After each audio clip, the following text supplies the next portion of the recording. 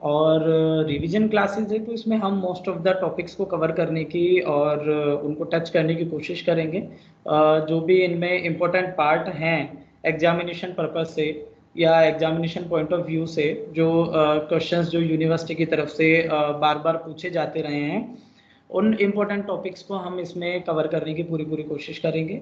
और according to lesson plan हम इन online classes में यूनिट वाइज इनको डिवाइड करके यूनिट के अकॉर्डिंग हम इनको टीच करने की लर्न करने की कोशिश करेंगे आपस में।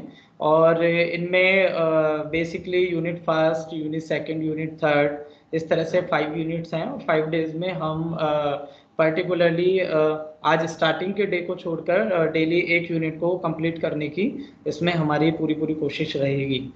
और बैंकिंग एंड इंश्योरेंस का प्रोग्राम का जो कोर्स है वो अभी कंप्लीट हो चुका है हमारे जो एसओएल के जो सेंटर्स हैं, जो कॉलेजेस हैं उनमें। और इसके बाद में रिवीजन क्लास जो प्लान की गई है ये प्रोग्राम कोर्स के लिए है। और स्पेशली ऑनर्स कोर्स के लिए भी सेम ऐसे रिवीजन क्लासेस हम 1 मंथ के बाद में फिर से प्रोवाइड कराएंगे और उसमें भी आप इसको अटेंड कर सकते हैं, इसका पार्ट बन सकते हैं इस क्लास का।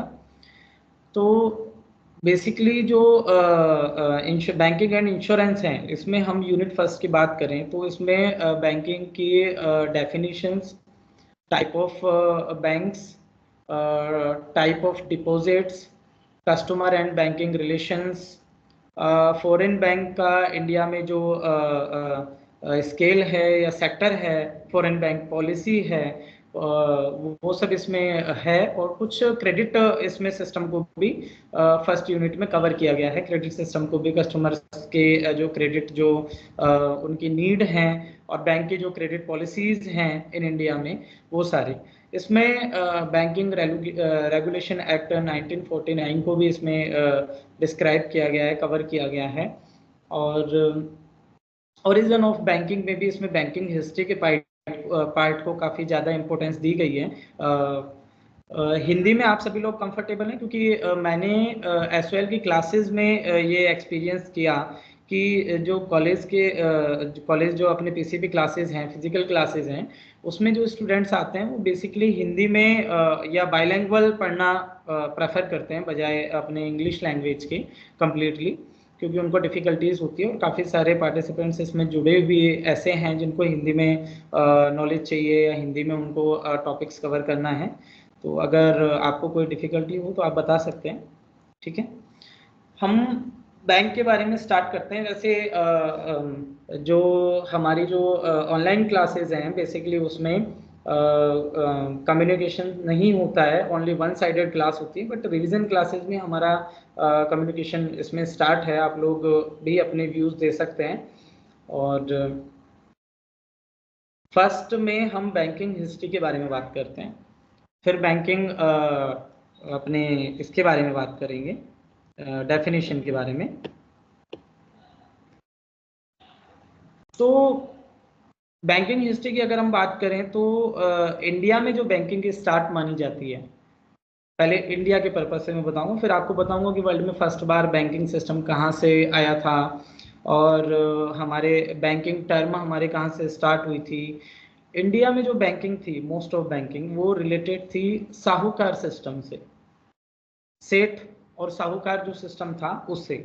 इंडिया में, हमारे भारत देश में लंबे टाइम से बैंकिंग सिस्टम चल रहा था, बट उसका नेम बैंकिंग नहीं था, उसको जगह जगह अलग अलग नेम से जाना जाता था। और बेसिकली उसमें साहूकार और सेठ इन्वॉल्व होते थे, जो लोगों को पैसा उनको उपलब्ध करवाते थे, या उस टाइम पे जो भी मुद्राएं चलती थी, काफ़ी 2000 साल 1500 साल पहले का हमारा लगभग इतिहास रहा है, यहाँ पर हिस्ट्री है हमारी। और उसके अकॉर्डिंग काफ़ी लंबे टाइम से बैंकिंग इन इंडिया में चल रही है। जो सेठ और साहूकार होते थे वो पैसा लोगों को उनकी ज़रूरत के अकॉर्डिंग उपलब्ध करवाते थे और उसके बाद में उनसे मोटे दर पर ब्याज लेते थे, या उसके बदले में कोई भी चीज़ जिसको हम प्रतिफल बोलते हैं या इंटरेस्ट बोलते हैं। तो इंटरेस्ट का मीन सिर्फ मनी से नहीं है, इंटरेस्ट का मीन जो भी साहूकार या सेठ को इंटरेस्ट होता था, यहाँ तक कि जमीन या फिर उन्होंने जिस चीज़ की प्रोडक्टिविटी की है, जो भी वो प्रोडक्ट बनाते थे, मान लो हमारे यहाँ बर्तन बनाने वाले लोग हैं, मिट्टी के बर्तन बनाने वाले लोग, अगर उन्होंने कर्जा लिया है सेठ से, साहूकार से, तो जरूरी नहीं है कि वो इंटरेस्ट के रूप में मनी ही उनसे वापस लें, वो उनके बाद भी उसके अलावा भी उनसे बर्तन ले सकते हैं मिट्टी के, या कोई भी चीज़ ऐसी ले सकते हैं जो उनके इंटरेस्ट की हो, और उसी को ही वो प्रतिफल मानते थे, उस ब्याज के रूप में अपने जो धन दिया है उसका। इंडियन बैंकिंग सिस्टम में चाणक्य ने 13वीं-14वीं शताब्दी के आसपास चाणक्य ने भी अपने ग्रंथों में इस चीज का उल्लेख किया है, जो आपको मेरी आगे की स्लाइड में मैं शो करना चाहूंगा। स्लाइड सभी को शो हो रही है? Yes sir.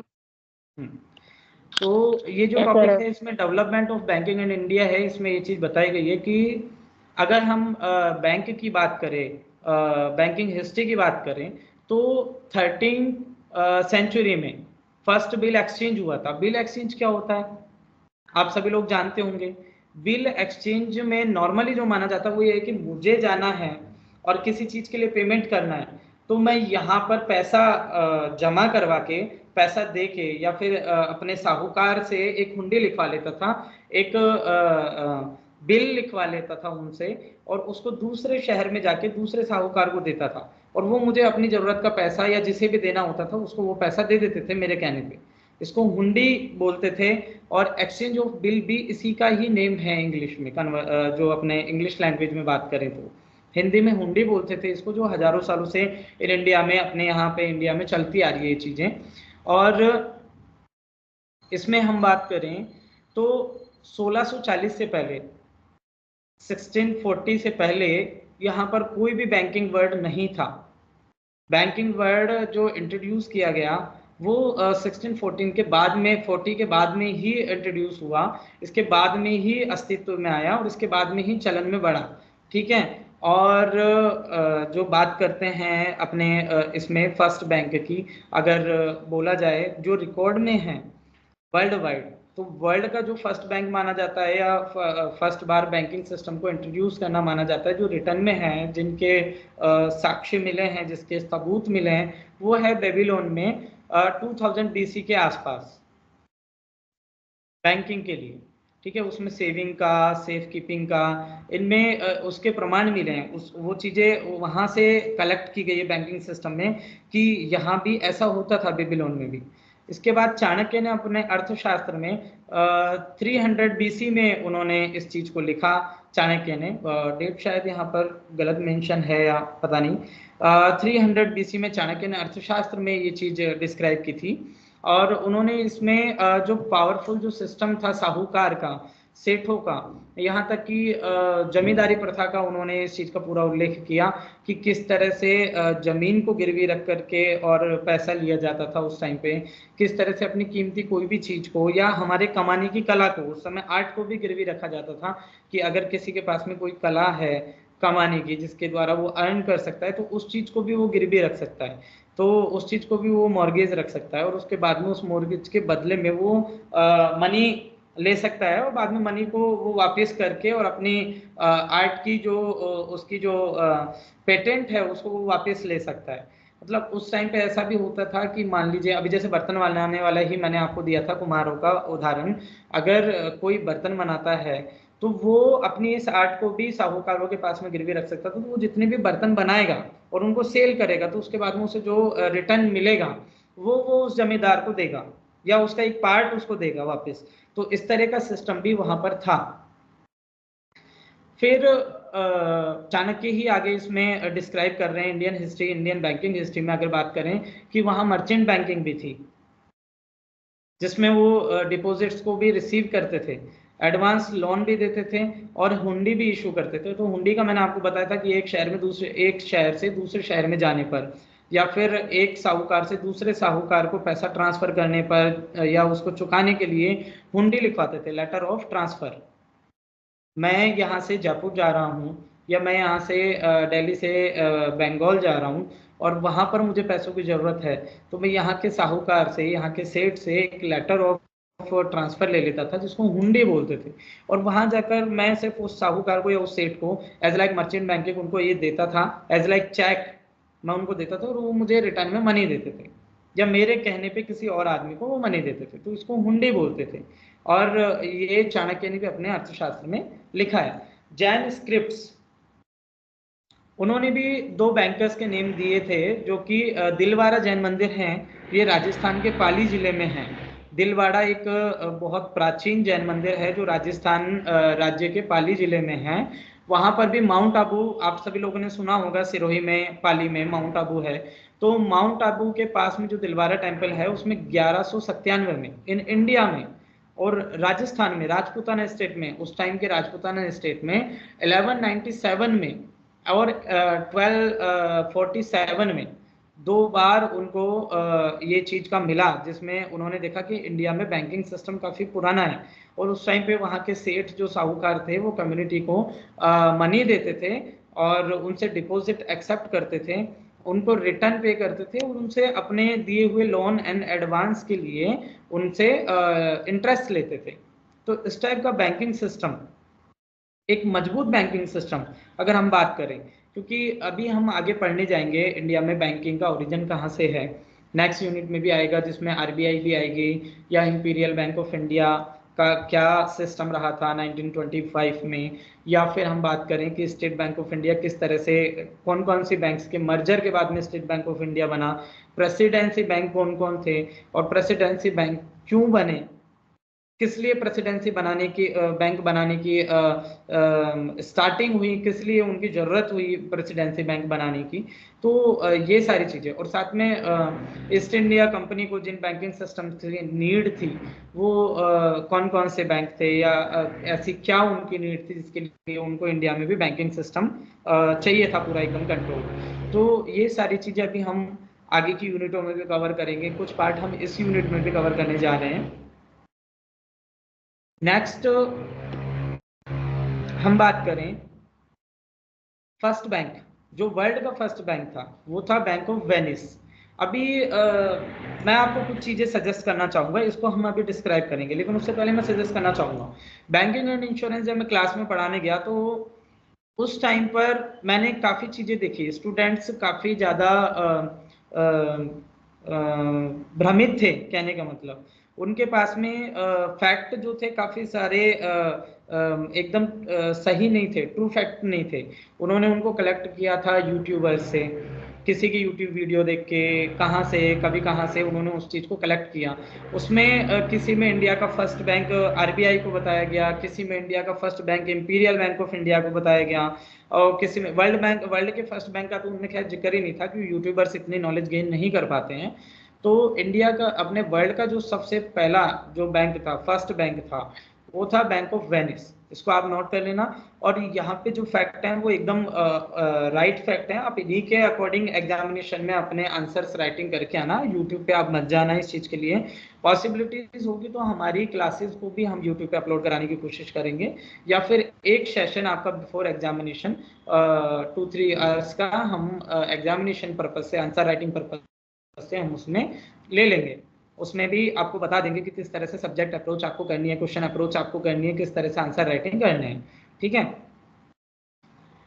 बात करते हैं बैंक ऑफ वेनिस की, जो इटली में था। ठीक है, और 1157 में ये इंट्रोड्यूस हुआ था। ठीक है, और इसमें बैंक ऑफ वेनिस को फर्स्ट बैंक वर्ल्ड का इसलिए बोला जाता है क्योंकि ऐसा नहीं है कि इसमें बैंकिंग की कोई बिल्डिंग स्ट्रक्चर था, या इसके कोई ब्रांचेस थी, या ये एकदम पर्टिकुलर बैंकिंग सिस्टम में था। बट जब बैंक ऑफ वेनिस ओपन हुआ, तो जो गांव था वहाँ का, उसमें उन्होंने बहुत बिल्कुल वेल सेटल लेवल पे इन्होंने बैंकिंग सिस्टम की शुरुआत की थी, जिसमें उसको वो जो जिसकी भी डिपॉजिट है उसको वो रिटर्न में लिखते थे, और जिसको भी लोन एंड एडवांस दिया है उसको वो रिटर्न में लिखते थे। उस एडवांस पे, उस लोन पे हम कितना रिटर्न, कितना इंटरेस्ट चार्ज कर रहे हैं उसको वो रिटर्न में लिखते थे।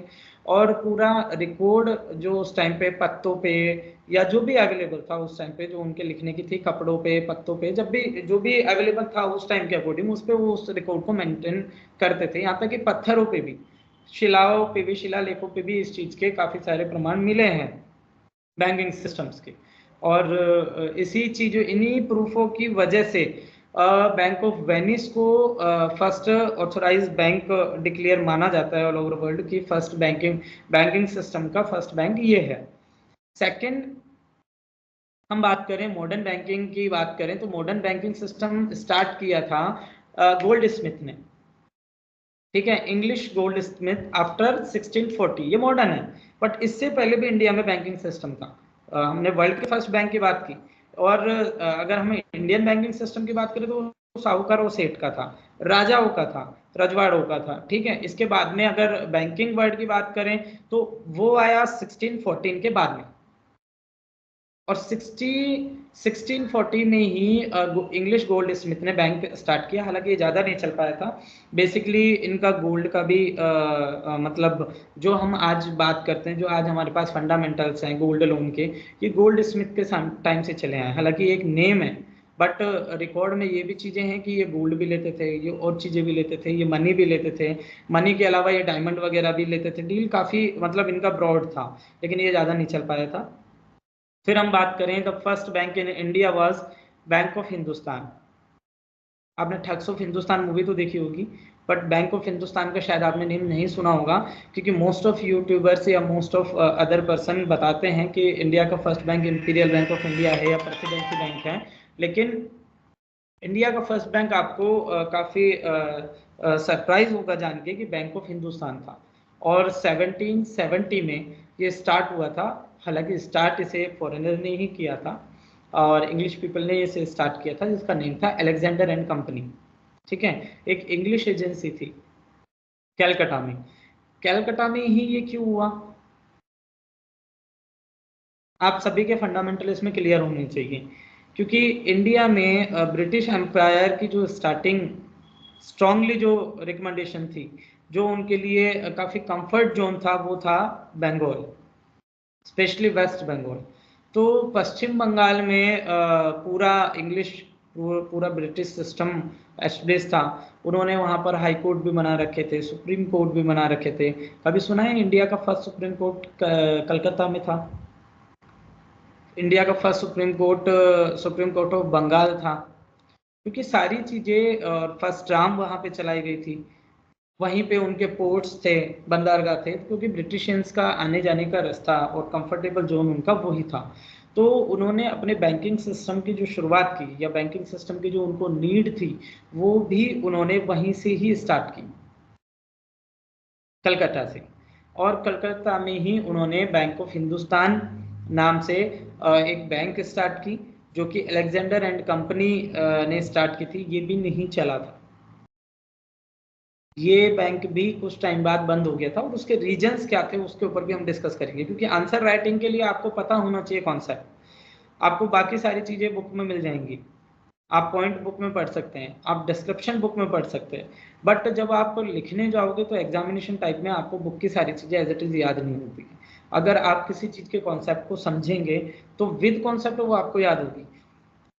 एजुकेशन सिस्टम में अगर किसी चीज़ में 5 पॉइंट हैं, तो आपसे एक्सपेक्टेशंस की जाती है कि आप उस चीज़ को, उस आंसर राइटिंग को सिर्फ 5 क्वेश्चन में या 5 पॉइंट में, मतलब नॉट क्वेश्चन, 5 पॉइंट में उसको डिस्क्राइब नहीं करें। आप अपनी क्रिएटिविटी भी उसमें दिखाएं। उस 5 को कैसे 7, 8 या 10 तक आप ले जा सकते हैं अपने समझ के अकॉर्डिंग। आपके मार्क्स कटेंगे नहीं, आपके मार्क्स बढ़ेंगे ही बढ़ेंगे। अगर किसी चीज़ में 5 पॉइंट है, आप उसको 7 कर देते तो कोई आपके मार्क्स काटने नहीं बैठा है। आपके मार्क्स एक्स्ट्रा ही हो सकते हैं because of your creativity, because of your understanding of that particular topic. तो अगर आप अपने टॉपिक को कंप्लीट करेंगे, आप अपने कॉन्सेप्ट को क्लियर करेंगे, आप अपने ब्रेन में उस चीज़ को किसी और चीज़ से लिंक करके उसको आप याद करने की कोशिश करेंगे, तो वो आपको बहुत ज़्यादा जल्दी याद भी होगा, और आपके पास बहुत सारा मटेरियल होगा जिसको आप एग्जामिनेशन में डिस्क्राइब कर सकते हैं। तो अगर बैंक ऑफ हिंदुस्तान को आपको याद करना है तो आप बहुत इजी वे में याद कर सकते हैं, क्योंकि इसके ऊपर तो मूवीज भी है, हिंदुस्तान हमारे देश का नेम भी है, और बैंक ऑफ हिंदुस्तान काफ़ी अट्रैक्टिव वर्ड है। 1770 में ये इंट्रोड्यूस किया था अलेक्जेंडर एंड कंपनी ने, जो कि एक इंग्लिश कंपनी थी, और कलकत्ता में इसकी स्टार्टिंग हुई थी। इस कंसेप्ट को याद रखना, क्योंकि अंग्रेजों का, ब्रिटिशियंस का सारा वर्क जितना भी था, या एस्टेब्लिशमेंट था, या इंफ्रास्ट्रक्चर था, या स्ट्रक्चर था, कंप्लीटली कलकत्ता में ही था, कंप्लीटली वेस्ट बंगाल में था, उससे बाहर नहीं था। वो उनकी मजबूरी थी उससे बाहर राज करना, उससे बाहर इन चीजों को बढ़ाना। इंडिया के गवर्नर तक वो वहीं पे बिठाते थे उस टाइम पे, गवर्नर जनरल एंड अदर्स को। तो इसको आप कनेक्ट करें इस चीजों के साथ में और इस तरह से याद करें। और ये 1782 में फेल हो गया था with the closure of the agency house. But real जो इसका रीजन है वो एजेंसी हाउस के क्लोज होने पे नहीं था। इस अलेक्जेंडर एंड कंपनी जो इंग्लिश एजेंसी हाउस थी, इसने और भी बहुत सारे वर्क्स किए थे, सिर्फ बैंकिंग सिस्टम में इन्वॉल्व नहीं था, एक्सपोर्ट एंड इंपोर्ट में भी ये एक्सपर्ट थे। इसके अलावा ये काफ़ी सारे कामों में डीलिंग करते थे। इनकी अलेक्जेंडर एंड कंपनी की काफ़ी सारी सेल के लिए, काफ़ी सारे गुड्स सेल के लिए, गुड्स इंपोर्ट के लिए, गुड्स एक्सपोर्ट के लिए इनकी कंपनीज थी, इनकी ब्रांचेस थी, और ऑल ओवर इंडिया इनकी सप्लाई थी। जो भी नीड ब्रिटिशियंस को उस टाइम पे होती थी ये प्रोवाइड कराते थे। यहाँ से जो चीज़ें, मसाले, स्पाइसेस, जो भी चीज़ें यहाँ से इनको अच्छी लगती थी वो वहाँ एक्सपोर्ट करते थे। तो इस टाइप से थे। तो इंग्लिश हाउस क्लोज नहीं हुआ। रीजंस क्या थे कि इंडियंस का बैंकिंग सिस्टम पे कोई भरोसा नहीं था। सेकेंड रीजन कि उस टाइम पे जो पैसा था इन्वेस्ट करने के लिए या बैंक में रखने के लिए, या मुद्राएं थी, बेसिकली उस टाइम पे मुद्राएं ज्यादा प्रचलित थी। आज के टाइम में हम सिक्के बोलते हैं, हम उसको बोलते हैं कॉइन्स, लेकिन उस टाइम पे गोल्ड कॉइन, सिल्वर कॉइन, यहाँ तक कि अपने कांच के, शीशे के सिक्के हुआ करते थे, मिट्टी के सिक्के हुआ करते थे, तांबे के सिक्के हुआ करते थे। तो वो हमारे यहाँ की प्रचलित मुद्राएं थी। ऐसे कोई उसमें अपने डॉलर का या फिर इंडियन रुपीज का कोई नोट नहीं हुआ करता था पर्टिकुलर। उस टाइम पे सिक्के ही थे, मुद्राएं थी उस टाइम पे जो चलती थी। तो उनको आप काफी अच्छे से इसको रिलेट कर पाएंगे। हमारे इंडियंस की जो बैंक है ना वो है मटका। हमारे जो इंडियंस की बैंक है ना वो है जमीन। आपने सुना होगा हमारे एल्डर से कि उसके फादर ने वो पैसे मिट्टी में रख के, सोने के सिक्के, चांदी के सिक्के मिट्टी के बर्तन में रख के, मटके में रख के, घड़िए में रख के, और उसको दबा दिया था मिट्टी में। और इस तरह से उसके ऊपर खाट बिछा के, अपना बेड बिछा के, अपना पलंग बिछा के सो जाते थे। कहीं किसी चूल्हे के नीचे, कहीं किसी चक्की आटे पीसने की उसके नीचे उन्होंने उस चीज को सेव कर रखा था, अपने मनी को, अपने पैसे को, जो उन्होंने इकट्ठा की थी, जो उन्होंने मुद्रा, जो उन्होंने कॉइन्स इकट्ठे किए हुए थे, जो उस टाइम पे प्रचलित थे, जो उस टाइम की मुद्रा थी, मतलब मनी थी उस टाइम की, उनको उन्होंने इस टाइप से अपने बैंकिंग सिस्टम में इन्वेस्ट किया हुआ था। बट उसका कोई रिटर्न नहीं था। आपने 5 कॉइन रखे तो 5 कॉइन ही वो 100 साल बाद में मिलते थे। उसका कोई रिटर्न नहीं था, कोई यूज नहीं था, और मार्केट में वो मनी कम भी हो जाती थी। क्योंकि जब हम मार्केट में चल रहे 100 सिक्कों में से 5 सिक्के अपने घर में दबा के रख देंगे किसी बर्तन में, तो 95 है मार्केट में, यानी कि उसकी कमी हो गई, शॉर्टेज हो रही है। तो इस टाइप से इन चीजों का रिलायबल नहीं होने की वजह से, इंडियंस का बैंकिंग सिस्टम के ऊपर भरोसा नहीं होने की वजह से, और स्पेशली उस टाइम के जो सेठ थे, साहूकार थे, उस टाइम के जो राजा थे, रजवाड़े थे, उनका वैसे भी ब्रिटिश बैंकिंग सिस्टम की ओर किसी भी तरह का कोई भरोसा नहीं था।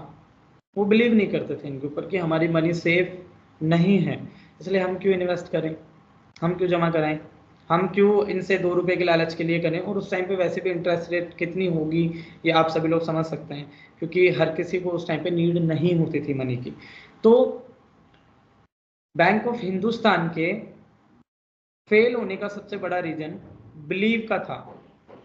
वहाँ कोई बिलीव नहीं था, कोई भरोसा नहीं था उनके ऊपर, और लोगों ने इन्वेस्ट नहीं किया उनके बैंकिंग सिस्टम में। वहाँ पे राजे रजवाड़ों, सेठ साहूकारों ने अपनी मनी उनके पास में सुरक्षित नहीं की, इन्वेस्ट नहीं की। किसी तरह का लोन एंड एडवांस सिस्टम, बजाय बैंक के पास जाने के वो साहूकार के पास जाना एक इजी वे समझते थे, और उनको वो जाना पहचाना व्यक्ति भी लगता था, चाहे वो कितना ही टॉर्चर करता हो। हमने सुना हो कि काफ़ी ज़्यादा उनकी इंटरेस्ट रेट होती थी, वो शोषण करते थे समाज का, सोसाइटी का वो शोषण करते थे, उनसे एक्स्ट्रा इंटरेस्ट लेते थे, लगान लेते थे, जो भी सिस्टम लेते हो। लेकिन वो आम आदमी, उस टाइम की पब्लिक उन्हीं के ऊपर ही बिलीव करती थी, उन्हीं के ऊपर भरोसा करती थी, वो उनको जाने पहचाने लगते थे। तो उनकी जितनी भी ज़रूरतें होती थी डेली की, वो उनसे ही वो चीज़ें लेना प्रेफर करते थे। ठीक है। तो इंडिया का first bank bank of Hindustan, world का first bank bank of Venice. Years दोनों के आप रख लेना, रट लेना, क्योंकि बैंक ऑफ वेनिस था 1157 में एंड बैंक ऑफ हिंदुस्तान था 1770 में। दोनों बहुत ज़्यादा मोस्ट ऑफ इम्पोर्टेंट है, बिकॉज ऑफ अगर आप इसको कहीं मेंशन करते हैं अपने आंसर राइटिंग में तो आपके मार्क्स ही इंक्रीज होंगे और आपकी नॉलेज, आपकी क्रिएटिविटी उसमें झलकेगी कि आपको काफ़ी सारी चीज़ें और टर्म्स याद हैं। ठीक है, इसके बाद में हम बात करते हैं, माइक ओपन हुआ है किसी का? माइक ऑन हुआ है?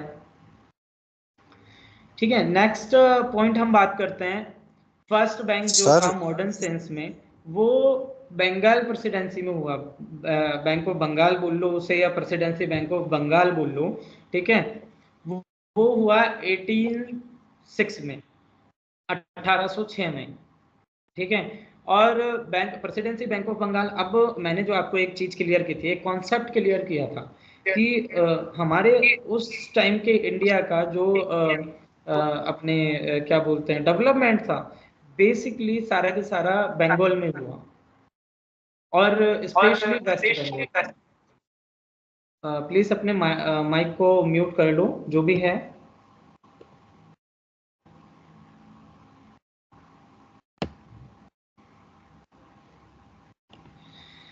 हाँ, तो स्टूडेंट्स अगर हम बात करें इसकी प्रेसिडेंसी बैंक ऑफ बंगाल की, am I audible? Yes, sir. Okay, तो प्रेसिडेंसी बैंक ऑफ बंगाल की अगर हम बात करें तो क्यों बना? क्योंकि सारा ब्रिटिश एम्पायर वहीं पे था, बट बेसिकली जो प्रेसिडेंसी बैंक थे वो जो हमारे प्रेसिडेंसी बैंक स्टार्ट हुए वो राजाओं के बैंकों से उसको जोड़ा जाता है। Presidency of bank of Bengal, presidency bank of Patiala, presidency bank of Travancore. ठीक है, प्रेसिडेंसी बैंक ऑफ अपने मतलब प्रेसिडेंसी बैंक तीन ही रहे हैं, प्रेसिडेंसी बैंक ऑफ बॉम्बे या बंगाल। ठीक है, इस टाइप से जो प्रेसिडेंसी बैंक रहे वो अंग्रेजों ने खोले थे, वो ब्रिटिशियंस ने खोले थे, उनको नीड थी। फर्स्ट प्रेसिडेंसी बैंक 1806 में खोला और बंगाल में खोला। स्ट्रांगली रिकमेंडेड रीजन आपको पता होगा, क्योंकि ब्रिटिशियंस का एम्पायर सारा के सारा वहां था और उन्होंने अपने खुद के स्ट्रेंथ के लिए, अपने खुद को अपने आप को मजबूत करने के लिए, अपने जो ऑल ओवर इंडिया से कलेक्टिव मनी थी उसको रखने के लिए प्रेसिडेंसी बैंक ऑफ बंगाल की उन्होंने वहां पर स्थापना की, उसको एस्टेब्लिश किया 1806 में। ठीक है, इसके बाद हम अभी स्टेट बैंक की बात करेंगे। वो मैं कल्चर बीच में स्टेट बैंक ऑफ त्रावणकोर था उसको मैंने इसमें मर्ज कर दिया था, बट स्टेट बैंक अलग है। State bank of Bikaner in Jaipur, state bank of Patiala, state bank of Travancore, वो अलग है। ये प्रेसिडेंसी बैंक है ओनली। ठीक है, थर्ड हम बात करते हैं, इंडिया Excuse में me, sir. Such merchant bankers were known as सेठ, Sir. दे इशूड हुंडीज। ये तो हमने टॉपिक क्लियर कर लिया था कि सेठ साहूकार कौन थे और उन्होंने हुंडीज इशू की या जो भी चीज थी। हाँ, अभी आपके क्वेश्चन को सुनेंगे। खुशी, एक मिनट रुको आप। ठीक है,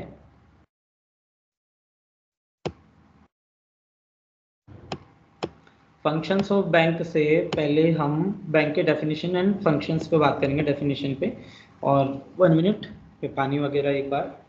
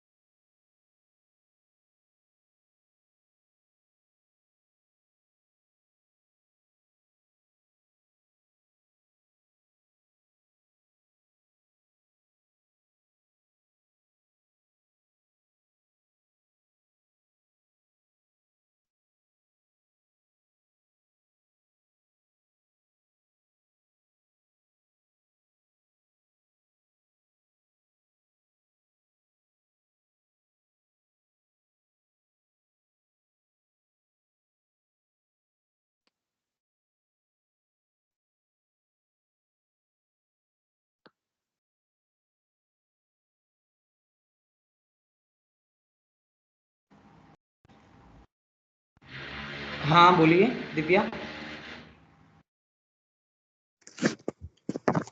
सर प्रेसिडेंसी बैंक और नेशनलाइज्ड बैंक में मतलब डिफरेंस क्या है? प्रेसिडेंसी बैंक नेशनलाइज्ड बैंक नहीं बने थे। इंपीरियल बैंक ऑफ इंडिया ही बाद में जाके नेशनलाइज्ड बैंक की कैटेगरी में आया था। प्रेसिडेंसी बैंक उन्होंने अपने अकॉर्डिंग ओपन किए थे। बाद में इनका मर्जर भी हुआ था, जिसको अभी हम आगे पढ़ेंगे। बाय टॉपिक हम पढ़ेंगे कि कौन कौन सी प्रेसिडेंसी बैंक थी जो बाद में बची थी, और उनका इंडिया में किस बैंक में मर्जर हुआ और किस तरह से एक नई बैंक बनी। स्टेट बैंक ऑफ इंडिया किस तरह से बनी। ऐसा अलग अलग चीजें चल रही हैं कि प्रेसिडेंसी बैंक की स्टेट बैंक ऑफ इंडिया बनी या imperial bank of India he state bank of India बनी। तो ये चीज मैं आपको आगे क्लियर करूंगा पूरा टॉपिक वाइज कि किस तरह से स्टेट बैंक ऑफ इंडिया अस्तित्व में आई और किस तरह से आरबीआई बनी। अकॉर्डिंग टू आरबीआई एक्ट 1934, 1 अप्रैल 1935 में आरबीआई की स्थापना हुई थी। तो वो किस बैंक से बनी या क्या उसकी थिंकिंग थी, क्यों सेंट्रल बैंक ऑफ इंडिया की जरूरत पड़ी, ये चीजें मैं अभी आपको क्लियर करूंगा इसमें। जो प्रेसिडेंसी बैंक थी ये भी 3 थी। जैसे कि अभी आपने एक प्रेसिडेंसी बैंक पढ़ी अपन 1806 की बात करें, प्रेसिडेंसी बैंक ऑफ बंगाल बनी, जिसको ब्रिटिशर्स ने अपने लिए ओपन किया था, अपनी फैसिलिटीज के लिए किया था, करेंसीज के लिए किया था कि करेंसी इशू करेगी presidency bank of India, as like work करेगी सेंट्रल बैंक ऑफ इंडिया की तरह, और अपनी एक स्पेशल रीजन में करेंसी को ये चलाएगी और डिपॉजिट एक्सेप्ट करेगी, एडवांस लोन देगी। बहुत सारी चीजों के लिए इन्होंने प्रेसिडेंसी बैंक ऑफ बंगाल बनाई। और प्रेसिडेंसी बैंक ऑफ बंगाल के बाद में सेकंड प्रेसिडेंसी बैंक ऑफ बनी थी प्रेसिडेंसी बैंक ऑफ बॉम्बे। और बॉम्बे बनी थी 1840 में, 1840 में प्रेसिडेंसी बैंक ऑफ बॉम्बे बनी थी। और ऐसे ही प्रेसिडेंसी बैंक ऑफ मद्रास बनी। इंडिया के 3 अलग अलग रीजन में 3 अलग अलग प्रेसिडेंसी बैंक ऑफ बनी थी, जो ब्रिटिशर्स के द्वारा स्टार्ट की गई थी, या वहाँ जो पावरफुल अटॉर्नी थी या गवर्नर्स थे उनके द्वारा स्टार्ट की गई थी। उनकी नीड थी वो चीजें कि presidency bank of Bengal, presidency bank of Bombay and presidency bank of Madras. तो मद्रास बनी थी 1843 में, और बैंक ऑफ बॉम्बे बना था प्रेसिडेंसी बैंक ऑफ बॉम्बे वो 1840 में, और प्रेसिडेंसी बैंक ऑफ बंगाल जो बना था वो सबसे पहले बना था, वो 1806 में बना था।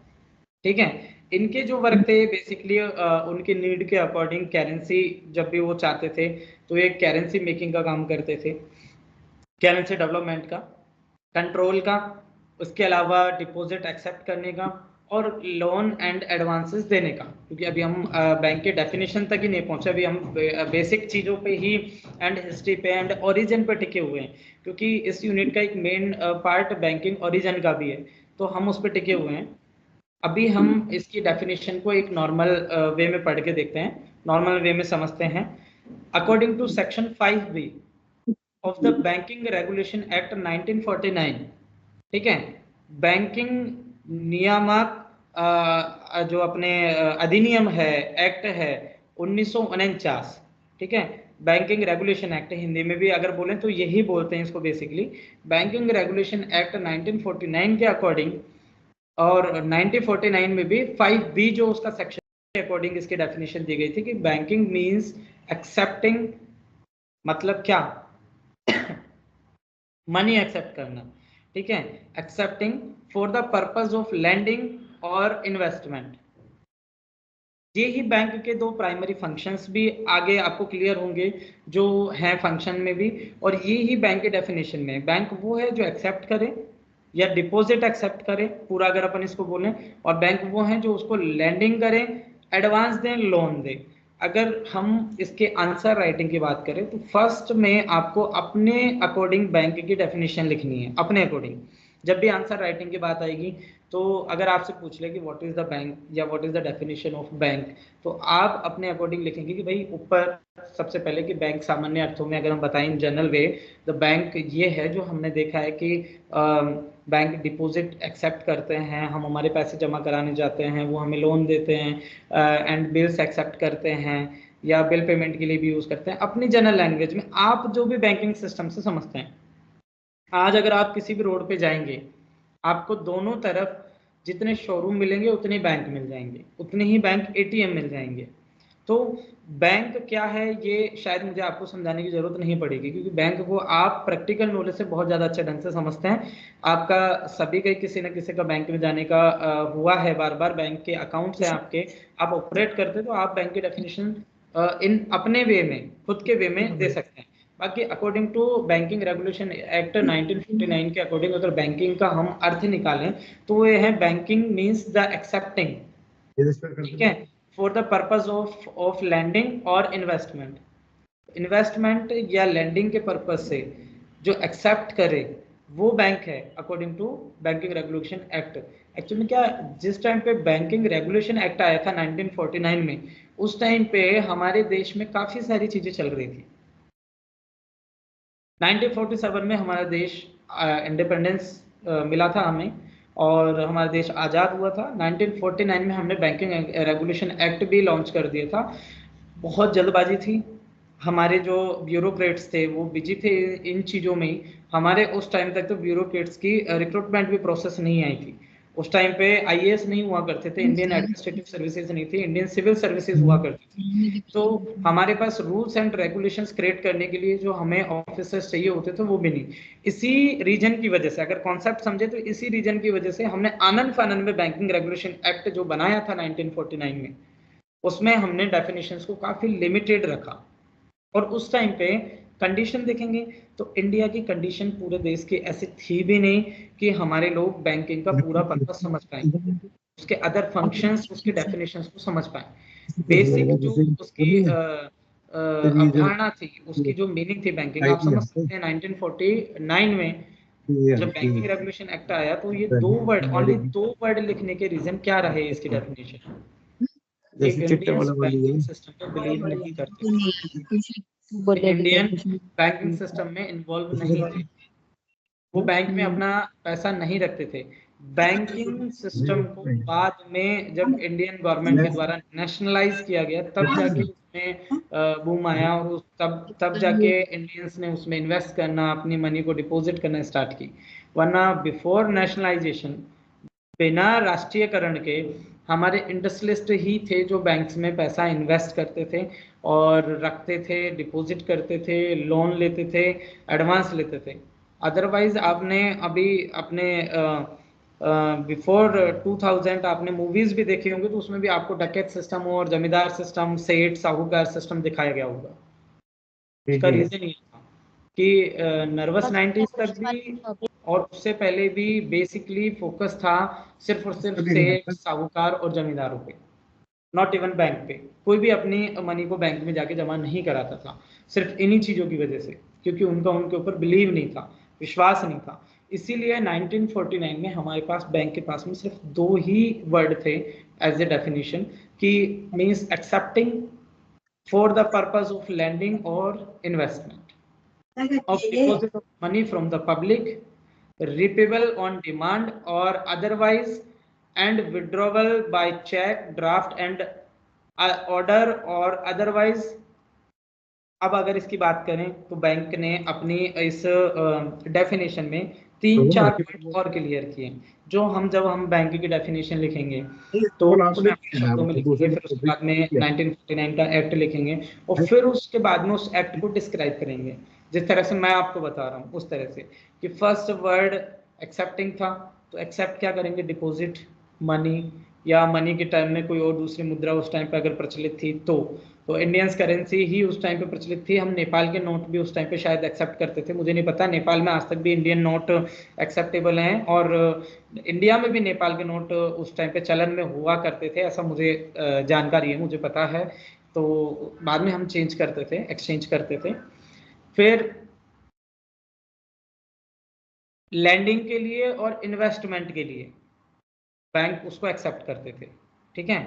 उस डिपॉजिट को क्या करेंगे, वो या तो वो इसको इन्वेस्ट करेंगे या लैंडिंग करेंगे। उस टाइम भी इंडिया जो बैंकिंग सिस्टम था उसका जो इन्वेस्टमेंट पार्ट था वो काफ़ी कम था, लैंडिंग पार्ट ज़्यादा था, और lending part depend on industries, industrialist उनकी डिमांड को पूरा करते थे, न्यू प्रोजेक्ट लगाने के लिए उनको पैसे दे दिया करते थे और उनसे अर्निंग लेते थे बैंक का। कई बार बैंक डूब भी जाते थे बिकॉज ऑफ देम, ठीक है। इन्वेस्टमेंट भी उस टाइम पे रेगुलाइज नहीं था, सेबी और ये हमारा जो मार्केट बोर्ड है, ये सब उस टाइम पे इतने इंट्रोड्यूस नहीं थे, उनकी रेगुलेशंस इतनी स्ट्रिक्ट नहीं थी कि इन्वेस्ट आपको कहाँ करना है। बाद में बैंकिंग रेगुलेशन एक्ट में और भी बहुत सारी चीज़ें जुड़ी, जिनकी वजह से हमने कंट्रोल किया कि इन्वेस्टमेंट किधर हो सकता है, गवर्नमेंट सिक्योरिटीज़ में आप कितना लगाएंगे, गवर्नमेंट को आप कितना देंगे, आप इंडस्ट्रियलिस्ट को कितना दे सकते हैं, लोन कितना % से ज़्यादा नहीं होना चाहिए आपका, कितना आपको कैपिटल रिजर्व रखना पड़ेगा बैंकिंग को। ये सारी चीज़ें हमने बैंकिंग रेगुलेशन एक्ट के बाद में डिस्क्राइब करना शुरू किया। टाइम टाइम पे बेसिल अकॉर्ड्स आए। अभी आपको आगे इसी बुक में बैंकिंग एंड इंश्योरेंस में बेसिल अकॉर्ड पढ़ने को मिलेंगे, आई थिंक 3rd यूनिट में होंगे। और बेसिल अकॉर्ड में आपको ये क्लियर हुआ कि क्यों बैंक्स पे कंट्रोल किया गया, किस तरह से सिस्टमेटिक ढंग से इंटरनेशनली बैंक्स के कैपिटल रिजर्व कितना % से ज़्यादा नहीं होना चाहिए ये तय किया गया, कितने % से ज़्यादा बैंक का लोन एडवांस नहीं होना चाहिए ये डिस्क्राइब किया गया, कितना % से ज़्यादा बैंक का गवर्नमेंट सिक्योरिटीज़ में इन्वेस्टमेंट नहीं होना चाहिए ये डिस्क्राइब किया गया। ये BECIL accord first, BECIL accord second and BECIL accord third में जो फाइनली चलन में थे, उनमें ये बेसिल अकॉर्ड्स भी रेगुलेशन ही है। अकॉर्ड्स नेम रख दिया, बेसिल नेम रख दिया, बट है वो भी रेगुलेशन सी, terms and conditions for banking system and international manner उन्होंने डिसाइड किया और इंडिया ने उसको अडॉप्ट किया। कब कब अडॉप्ट किया, कितने साल बाद अडॉप्ट किया, क्या क्या उसमें इंडिया ने अपने लेवल पे उसको एडवांस किया, उसको उन्होंने इंडिया ने इम्प्रूव किया, उसको एड ऑन किए, तो ये सारी चीज़ें उसमें हमको क्लियर करने के लिए मिलेंगी। तो डिपॉजिट एक्सेप्ट करेंगे लैंडिंग के लिए, इन्वेस्टमेंट के लिए, और फिर रीपेबल करेंगे जब डिमांड होगी, ठीक है। और डिमांड या तो कस्टमर करेगा उसको डिमांड, और नहीं तो विड्रॉवल होगा बाय चेक से या ड्राफ्ट से या फिर किसी ऑर्डर से या फिर अदरवाइज जो भी हमारा पैटर्न हो कि कैश देना है या चेक से देना है या डिमांड ड्राफ्ट से देना है, इस तरह से हम उनको विड्रॉ करेंगे, उनको पे करेंगे डिमांड पर या जब भी जिस तरह से भी कस्टमर उसको चाहे। हम कस्टमर के एक तरह से ट्रस्टी हैं, बैंक जो हैं वो कस्टमर का एक तरह से ट्रस्टी है और वो कस्टमर के डिमांड पे उसके लिए काम करता है, उसके एजेंट के पर्पज से, उसके रिप्रेजेंटेटिव के तौर पे काम करता है, ठीक है। Banking company means any company which transacts the business of banking in India. Banking company का सिंपल वे है, सिंपल मीन है कि ऐसी कंपनी जो बैंकिंग का बिजनेस करती हो, बैंकिंग का व्यापार करती हो। अच्छा, बैंकिंग का व्यापार क्या है, बिजनेस ऑफ बैंकिंग क्या है? इंडियन फाइनेंशियल सिस्टम सभी ने पढ़ा होगा, इंडियन फाइनेंशियल सिस्टम सभी ने सुना होगा कि भारतीय वित्त प्रणाली, इंडियन फाइनेंशियल सिस्टम। हमारे यहाँ पे दो तरह के मार्केट है इंडियन मार्केट्स में, एक है कैपिटल मार्केट और एक है करेंसी मार्केट, ठीक है। तो Indian banking system relate with currency market.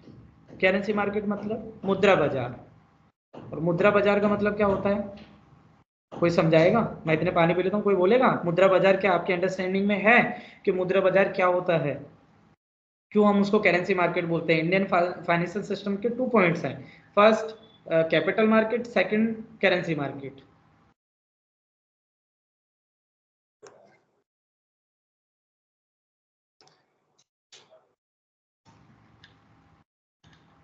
चलो मैं बताता हूँ।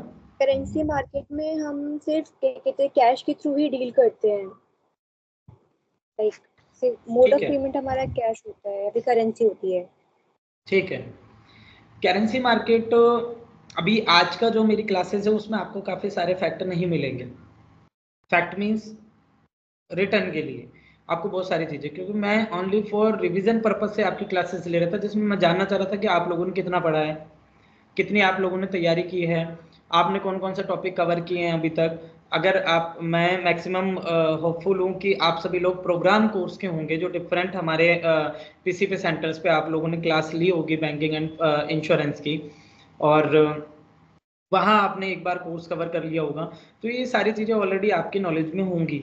और इसके बाद में आपने कितनी अंडरस्टैंडिंग की है, कितना आप उस टॉपिक को समझ पाए, कितना आपने क्लियर किया है। मैं सिर्फ रिवीजन कराने के लिए बैठा हूँ, तो मैं आपको बताऊंगा कि कहाँ से आपको पढ़ना है, कितना आपको पढ़ना है और किस लिमिट से ज़्यादा आपको नहीं पढ़ना, आंसर राइटिंग में क्या करें, किस तरह से क्वेश्चन फेस करें, इंपॉर्टेंट टॉपिक्स कौन से हो सकते हैं, कौन से इंपॉर्टेंट क्वेश्चंस हो सकते हैं, आप यूनिवर्सिटी के 10 इयर्स के 5 इयर्स के उनको भी देखें, क्वेश्चन पेपर्स को भी देखें, बार बार जो चीज़ पूछी गई है उनको भी स्टार मार्क करें, उनको भी देखें कि कौन कौन से टॉपिक बैंकिंग एंड इंश्योरेंस में पूछ रहे हैं कंटिन्यू। तो मुद्रा बाजार का मतलब होता है, करेंसी मार्केट का मतलब होता है मुद्रा से पैसे कमाना। ठीक है, बैंकिंग जो सिस्टम है, बैंक जो है वो पैसे से पैसा कमाता है, मुद्रा से पैसा कमाता है, करेंसी से पैसा कमाता है।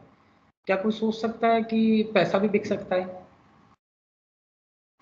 हमारे भारत में, हमारे इंडिया में बिफोर नेशनलाइजेशन इंडियंस ये सोचते ही नहीं थे कि पैसे को बेचा जा सकता है।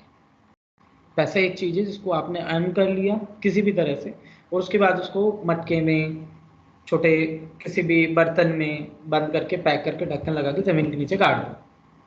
शादी होगी, बच्चा होगा या और कोई काम होगा, कभी हमें कोई ज़मीन खरीदनी पड़ेगी तो ही हमें इसकी ज़रूरत पड़ेगी। और उस टाइम पे ज़मीन भी नहीं खरीदनी पड़ती थी। उस टाइम पे इंडिया में इतनी लैंड थी कि किसानी करने वाले लोगों की कमी थी, और ज़मीन इतनी थी कि आप बंजर ज़मीन को, अनुपजाऊ ज़मीन को लो, हल जोतो और उसके बाद उसको प्रिपेयर करो खेत के लिए। इतनी ज़मीन थी, तो ज़मीन खरीदने के लिए भी पैसा नहीं चाहिए होता था। इलेक्ट्रिसिटी थी नहीं, इक्विपमेंट्स थी नहीं, ठीक है, इतने सारे आविष्कार हुए नहीं थे, कुछ भी नीड थी नहीं। सिर्फ आपको अपनी ज़मीन पे कुछ उगाना है और उसी उगे हुए को आपको खाना है। पशुपालन आपको करना है, जिसमें पशुओं को पालना है, उनका दूध पीना है, अपना जीवन बसर करना है, आपको कोई काम नहीं करना। आप अपने गाँव में बैठे रहो, अपने कहीं भी बैठे रहो। सपना होता था दिल्ली जाना, बॉम्बे जाना, उन लोगों के लिए बहुत ज़्यादा बड़ी बात होती थी। और उससे पहले भी वो पूरे 50 लोगों को बता के जाते थे कि मैं दिल्ली जा रहा हूँ। उसके लिए बाकायदा विदाई समारोह होता था, सारा काम होता था। बिकॉज ऑफ हमारे इंडियन सिस्टम में ये सारी चीज़ें थी ही नहीं। ये सब चीज़ें मॉडर्न एरा से हमारे यहाँ आई। इन्वेस्टमेंट या पैसे से पैसे बनाना, इन्वेस्टमेंट पर्पज़, हमारे लोग उसको सेफ रखते थे, उनको वो पैसा सेफ चाहिए होता था। इसलिए वो बोलते थे कि पैसा गांठ का अच्छा होता है, मतलब अपने गांठ में, अपनी गठरी में पैसा जो होता है वो ही होता है, इसके अलावा दूसरे के पास पैसा है हम उसको पैसा नहीं मानते। तो इसी वजह से बैंकिंग सिस्टम काफी पुअर था, स्ट्रेंथ नहीं थी उसके पास में, डिपॉजिट बहुत कम थे बैंकिंग सिस्टम के पास में। तो और सबसे बड़ी बात, ब्रांचेस नहीं थी, हमने उनको सर्कुलेट नहीं किया। अब तो गाँवों में हैं। इससे पहले जब मैं था, मेरे टाइम पे सिटीज़ में हुआ करती थी। जब मेरा बर्थ हुआ उसके बाद में मैंने अपने टाइम पे ब्रांचेस बढ़ती हुई देखी, फिर अब गाँवों तक पहुंच गई हैं बिल्कुल अंदर। तो अगर हम इंडियन बैंकिंग सिस्टम का बात करें तो मुद्रा से मुद्रा कमाना, पैसे से पैसा कमाना, पैसे से पैसा बनाना और पैसे को बेचना हमारे यहाँ नहीं था। हमने पैसे से पैसा बनाना और पैसे को बेचना ये ब्रिटिशियंस से सीखा, फॉरेनर्स से सीखा, वर्ल्ड की दूसरी कंट्रीज से सीखा कि पैसे को बेचा जा सकता है। उसे हम बोलते हैं मुद्रा बाजार। मुद्रा से मुद्रा बनाना, पैसे को बेचकर पैसा कमाना, ये बैंक का काम है। बैंक एक बिजनेस है, बैंक एक कंपनी की तरह है अगर माने, और बैंक वो कंपनी है जो पैसे को बेचकर और उससे पैसा बनाती है। मैं आपको सिर्फ कंसेप्ट क्लियर करना चाह रहा हूँ, इसलिए इस बात को 20 बार बोला है मैंने, ताकि आपके दिमाग में ये चीज़ें क्लियर हों कि बैंक कर क्या रही है। बैंक हमारा पैसा हमसे ले रही है, उसको बेच रही है किसी और को, उस पर जो रिटर्न मिल रहा है वो पैसे का कुछ हिस्सा हमें देती है और बाकी सारी चीज़ें अपने पास रख लेती है। बाकी उसका प्रॉफिट होता है, उसकी ऑपरेशन कॉस्ट होती है जो उसको रन करने के लिए ज़रूरत होती है। हमें उस अर्निंग का मैक्सिमम 50% पार्ट मिलता है इंटरेस्ट के रूप में, या 30%। 50 to 70% बैंक खुद रखते हैं, क्योंकि वो रिस्क लेते हैं, वो उसको इन्वेस्ट करते हैं, वो उसको सेल करते हैं उस पैसे को, और उस पर अर्न करते हैं। ठीक है, तो पैसे से पैसा बनाना, इन्वेस्टमेंट करना, वो काम करने वाली कंपनी बैंकिंग कंपनी है, जो बैंकिंग का बिजनेस करती है, बैंक का व्यापार करती है। ठीक है, अभी हमने बैंकिंग रेगुलेशन एक्ट, बैंक की डेफिनेशन और बैंक की कंपनी, बैंकिंग कंपनी क्यों बोलते हैं, किसे बोलते हैं, ये क्लियर किया है। टेंशन लेने की जरूरत नहीं है। अगर ये चीज़ स्लो भी चल रही है आज की यूनिट में, तो आगे वाली जो 4 यूनिट है, आगे वाले 4 डेज है, उसमें आप देखेंगे कि काफ़ी स्मूथली चलेंगी और कितनी जल्दी आपका कोर्स इसमें रिवाइज होगा और कंप्लीट होगा, ये देखेंगे। कैरेक्टराइटिस की बात करें तो essential of characteristics of banking business या banking system define in section 5B of 1949 banking regulation act. ठीक है, उसमें वो 5B में इसको डिस्क्राइब कर रहा है। वो कह रहे हैं कि acceptance of deposit from the public, एक लाइन कवर, बिल्कुल सिंपल सी लाइन है जो हम 20 बार क्लियर कर चुके हैं। फिर आती है for the purpose of lending और इन्वेस्टमेंट। ठीक है, सेकंड जो कैरेक्टराइजेस बता रहा है वो बता रहा है withdrawable by means of any instrument whether a cheque और अदरवाइज। बैंक या बैंकिंग सिस्टम के कैरेक्टराइटिस पे बात करें तो आप इंडियन जो बैंकिंग रेगुलेशन एक्ट है उसके कैरेक्टराइटिस पे मत जाना, क्योंकि उसके अकॉर्डिंग इसके बैंक के कैरेक्टराइटिस आप नहीं लिख सकते। विशेषताएं, कैरेक्टराइटिस, बेनिफिट्स, इंपॉर्टेंस या रोल ऑफ, ये जो वर्ड्स हैं ये हम बैंकिंग सिस्टम को इतना करीब से समझ चुके कि हम खुद भी लिख सकते हैं। बैंक फैसिलिटीज प्रोवाइड कराती है, कैरेक्टराइटिस में है। फाइनेंशियल इंस्टीट्यूट है, कैरेक्टराइटिस है। इन्वेस्टमेंट पर्पस में काफ़ी अच्छा बेनिफिट देती है पब्लिक को, ये भी इसका कैरेक्टराइटिस है। ये मैं वो बता रहा हूँ जो आप लोग समझ रहे हैं, जो मैंने देखा है, जो हम बैंक को एक बिना बैंकिंग एंड इंश्योरेंस पढ़े डिस्क्राइब कर सकते हैं कि उसके कैरेक्टराइटिस उसके क्या हैं अपने शब्दों में। ये पॉइंट बना के हम लिख सकते हैं। बैंकिंग रेगुलेशन एक्ट में सिर्फ 2 पॉइंट है, और अगर हम हमारे उसमें बात करें तो 20 भी बना सकते हैं। बैंक एक एजेंट की तरह काम करता है, गवर्नमेंट के एजेंट की तरह से। बैंक एक सिक्योरिटी रेफरी के तौर पे भी काम करता है, बैंकिंग सिक्योरिटी एनालिस्ट के तौर पे भी काम करता है। बैंक एक हमारे मनी की सिक्योरिटी भी करता है, अगर सिक्योरिटी पर्पज से जोड़े जाएं तो।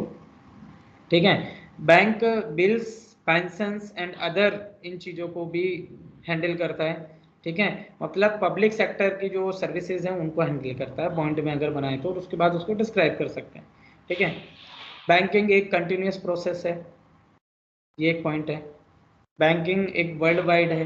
ठीक है, ग्लोबलाइज एक प्रोसेस है, पूरी ग्लोब पे चल रही है, पूरे इंटरनेशनली चल रही है। ठीक है, ये भी इसकी एक कैरेक्टराइटिस है, ये भी इसकी एक विशेषता है। बहुत इजी वे में और बहुत इजी शब्दों में आप इसकी कैरेक्टराइटिस, इसकी एक विशेषता को भी समझ सकते हैं, इसके कैरेक्टराइटिस को पढ़ सकते हैं कि बैंक की कैरेक्टराइटिस को हम किस तरह से बनाएं। अभी मैंने 10 पॉइंट बताए होंगे, शांति से अगर आप लिखने बैठोगे कॉपी में, रजिस्टर में, आप इसको 20 भी बना सकते हो, क्योंकि आज के टाइम पे बैंक इतने सारे वर्क्स एक्स्ट्रा कर रहा है कि बैंक खुद बैंकिंग सिस्टम को सेकेंडरी रखता है और प्राइमरी वर्क में अदर वर्क्स को रखता है, जबकि बैंक के functions primary functions and secondary functions है। ठीक है, लेकिन बैंक क्या कर रहा है, सेकेंडरी फंक्शंस फर्स्ट है और प्राइमरी फंक्शन सेकंड है। आप ये मान के चलो, क्योंकि बैंक ने अधिकतर सेकेंडरी फंक्शंस तो आपका या तो ऐप के थ्रू दे दिया है, मतलब प्राइमरी फंक्शन कि डिपॉजिट एक्सेप्ट करेगा और आपको लोन देगा, तो ये तो या तो आप ऐप के थ्रू करा लो, या आप एटीएम पे जाओ और उसमें जो मशीन है उसमें नोट डाल के वो करवा लो, या फिर इसके अलावा वो डिपॉजिट एक्सेप्ट करने की बात करें तो ट्रांसफरेबल है, कैसे भी ट्रांसफ़र कर लो। या बैंक ने अपनी बीसी दे दिए, ब्रांच में भी बीसी दे दिए, ब्रांच के अलावा भी कि आप उसके कियोस्क पे जाके भी ये सारे काम करवा सकते हो। तो प्राइमरी फंक्शंस जो थे बैंक के वो तो बैंक ने एज लाइक सेकेंडरी कर दी। बट अगर आपको इंश्योरेंस चाहिए, आपको प्रोडक्ट चाहिए, कोई प्रोडक्ट एनालिसिस चाहिए, सिक्योरिटी चाहिए, शेयर मार्केट चाहिए, म्यूचुअल फंड चाहिए, तो आप बैंक के ब्रांच में जाओ, बैंक आपको कॉन्टैक्ट करेगा, बिठाएगा, चाय पानी पिलाएगा, फिर बताएगा कि किस तरह से हमारी प्रोसेस चलती है।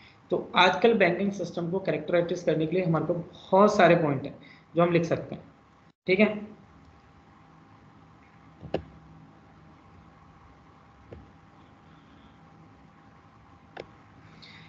फंक्शंस ऑफ बैंक के बात करें हम तो प्राइमरी फंक्शंस हैं बैंकिंग सिस्टम के, और प्राइमरी फंक्शंस मैंने आपको अभी डिफाइन किए हैं, बट फिर भी हम एक बार इसकी लैंग्वेज को पढ़ लेते हैं और पढ़ने के बाद में उसको एक तरह से डिस्क्राइब करते हैं कि क्या क्या हो सकता है, किस तरह के हो सकते हैं। According to section 6 of the banking regulation act 1949। अच्छा स्टूडेंट, एक चीज़ नॉलेज में आपको आनी चाहिए और एक चीज़ आपने शायद नोटिस की होगी, आपको सिर्फ एक लाइन ये वाली याद करनी है, बैंकिंग रेगुलेशन एक्ट 1949।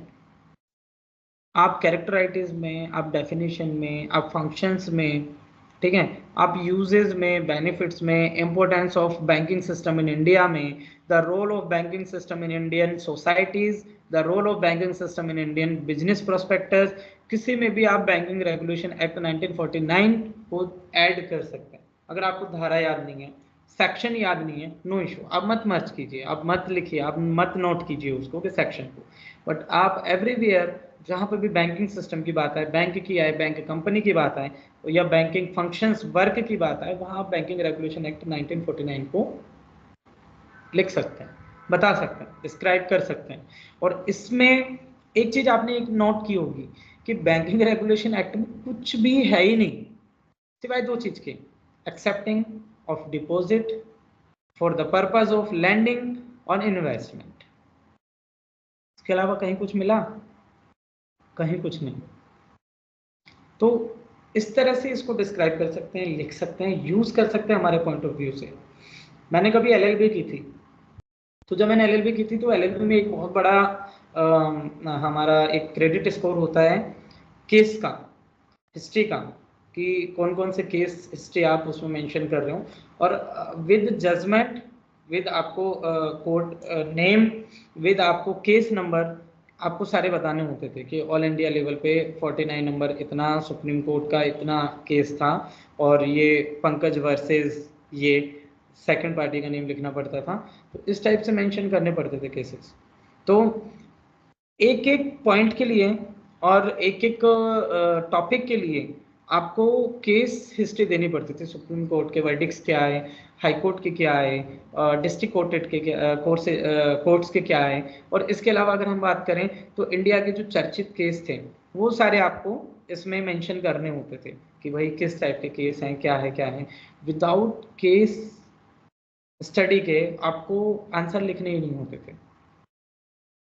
तो वहाँ पे हमारे पास क्या सिस्टम रह जाता था, वहाँ पे हमारे पास सिस्टम रह जाता था कि हम ज़्यादा से ज़्यादा केस को पढ़ते थे, याद करते थे किसी ना किसी चीज़ के साथ रिलेट करके, एक एंटरटेनमेंट प्रोसेस के अकॉर्डिंग हम उस केस को, उन केसेस को याद करने की कोशिश करते थे। इसके अलावा जो न्यूज़पेपर्स में न्यू जो रिजल्ट वर्डिक्ट आते थे, सुप्रीम कोर्ट की टिप्पणियाँ आती थी, हाई कोर्ट के जजमेंट आते थे, उन चीज़ को कोट करते थे अपने माइंड में कि जब मैं फैमिली कोड का कोई लिखूंगा, हिंदू मैरिज एक्ट का लिखूंगा, या अपने मुस्लिम लॉ का लिखूंगा, तो जो भी मैं लिखूंगा तो उसके साथ में इस केस को जोड़ दूंगा।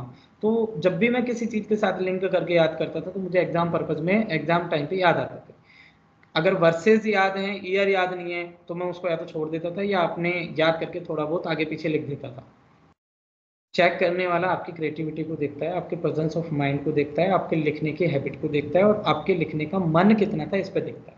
मैंने कॉपीज चेक की, लास्ट सेमेस्टर में चेक की, इस सेमेस्टर में चेक कर रहा हूँ, अभी भी एमकॉम बीकॉम सबकी कॉपीज चल रही हैं।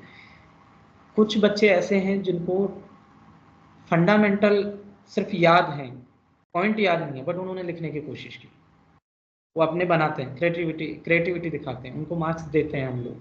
क्रिएटिविटी अगर आपने उस टॉपिक पे दिखाई है, आपने उसमें लिखा है, उस चीज़ को डिस्क्राइब करने की कोशिश की है, अगर आपको बुक में लिखे हुए पॉइंट एज इट इज़ याद नहीं है, लेकिन आपने लिखा है और पॉइंट बना के लिखा है, अपनी समझ से भी लिखा है, तो हम उसको कंसिडर करते हैं। एवरीवन कंसिडर करेंगे, कोई दिक्कत नहीं है उसको कंसिडर करने में, क्योंकि जो पॉइंट्स दिए हैं वो भी कभी जिसने दिए हैं वो रिसर्चर थे, मार्शल, हेनरी फ्योल, मिंट्सबर्ग, अगर कभी लिखे गए तो वो रिसर्चर थे। बुक लिखने के पर्पज से उन्होंने ये चीज़ नहीं लिखी, उन्होंने रिसर्च की, उन्होंने फाउंड किया इन उनके खुद के वे में, उनके खुद के माइंड में, और उसके बाद उनको लगा कि ये चीज़ होनी चाहिए और उन्होंने लिख दिया। बाद में क्रिटिसाइज भी हुए, बाद में उनको अपडेट भी किया गया, इम्प्रूव भी किया गया, अलग अलग लोगों ने किया, बट उनकी चीज़ को हमें हमेशा याद किया गया क्योंकि उन्होंने बनाई थी। तो अगर आप कोई पॉइंट बनाते हैं तो उसको कंसिडर करेंगे, आप अगर कोई पॉइंट लिखते हैं अपनी समझ से तो उसको कंसिडर करेंगे, और सभी जो एग्जामिनर होते हैं वो कंसिडर करते हैं। आप उनको लिखने की कोशिश करें। आप बीकॉम 6 सेमेस्टर में हैं, एनईपी के अकॉर्डिंग अभी एक नया रूल्स एंड रेगुलेशंस आया था दिल्ली यूनिवर्सिटी का, आपको जानकर काफ़ी खुशी होगी कि आपकी ग्रेजुएशन अभी कंप्लीट हो गई है 6 सेम में पास होने के बाद में। ठीक है, आपको ग्रेजुएशन का सर्टिफिकेट डिग्री मिल जाएगी, नॉट सर्टिफिकेट, डिग्री मिल जाएगी आपको। बट अगर आप चाहें तो इसे BCom second semester and 8th semester में कंटिन्यू कर सकते हैं।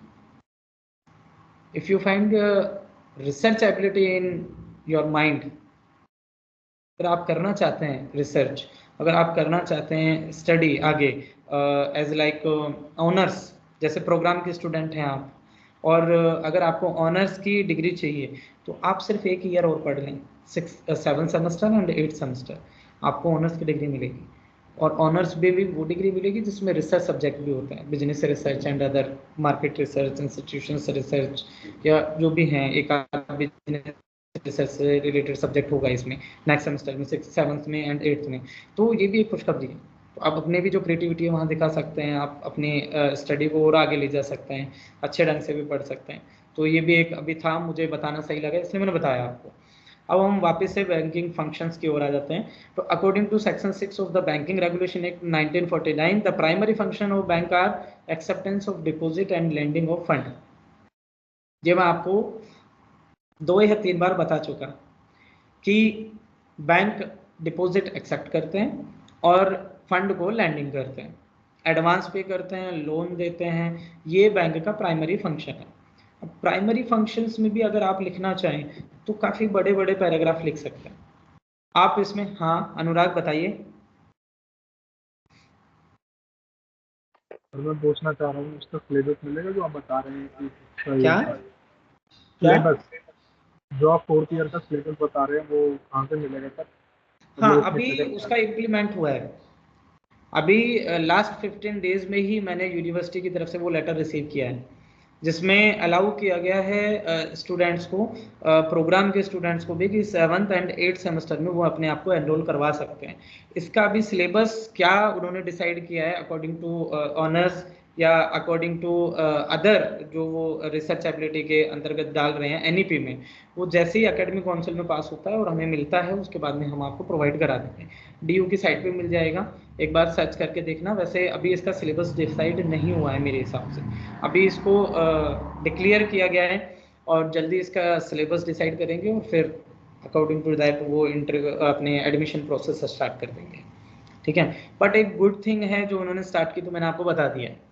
ठीक, जो टॉपिक है एक्सेप्टेंस एंड डिपॉजिट, समझ में आ गया? एक्सेप्टेंस भी, डिपॉजिट भी, लैंडिंग भी और फंड भी। आप इन 4 वर्ड्स को भी जब आप लिखेंगे फंक्शंस में, तो function of banking system according to regulation act 1949 और ये उसकी सेक्शन 6 अगर याद रहता है तो वो उसके अकॉर्डिंग बैंक के जो प्राइमरी फंक्शंस हैं वो एक्सेप्टिंग ऑफ डिपॉजिट है एंड लैंडिंग ऑफ फंड है। उसको लिखने के बाद में आप उसको पॉइंट में लिख सकते हैं। एक्सेप्टिंग उसको डिस्क्राइब कर दीजिए, डिपॉजिट उसको डिस्क्राइब कर दीजिए, ठीक है, फंड उसको डिस्क्राइब कर दीजिए, लैंडिंग डिस्क्राइब कर दीजिए, लोन एंड एडवांस। ठीक है, इस टाइप से वो एक एक्स्ट्रा एक्टिविटी हो गई उसको डिस्क्राइब करने की, और ये पूरे सब्जेक्ट में और सभी सब्जेक्ट में एप्लीकेबल है। आपके अंदर क्रिएटिविटी बनेगी इससे। ठीक है, next, these 2 functions are the core activities of banking. ये कोर एक्टिविटीज हैं, एक्सेप्ट करना डिपॉजिट को और लैंडिंग करना, ये दोनों कोर एक्टिविटीज हैं। यही है जो बैंक का एस्टेब्लिशमेंट के लिए जरूरी है, यही है जो बैंकिंग की कोर थिंकिंग थी। उनका ऑब्जेक्टिव था कि हम लोगों के डिपॉजिट लेंगे जो उनके घर में उनके जगह पे रखा हुआ है, उनके पास एक्स्ट्रा है, ठीक है, और हम उनको देंगे जिनको जरूरत है। बेसिकली बैंकिंग में होता यही है कि जिसके पास जो ज़्यादा है वो लिया और जिसके पास जो कम है उसको वो दिया, और वो क्या है? पैसा। इसलिए बैंक उसको बेचती है और उसी को एक्सेप्ट करती है, मतलब खरीदती है।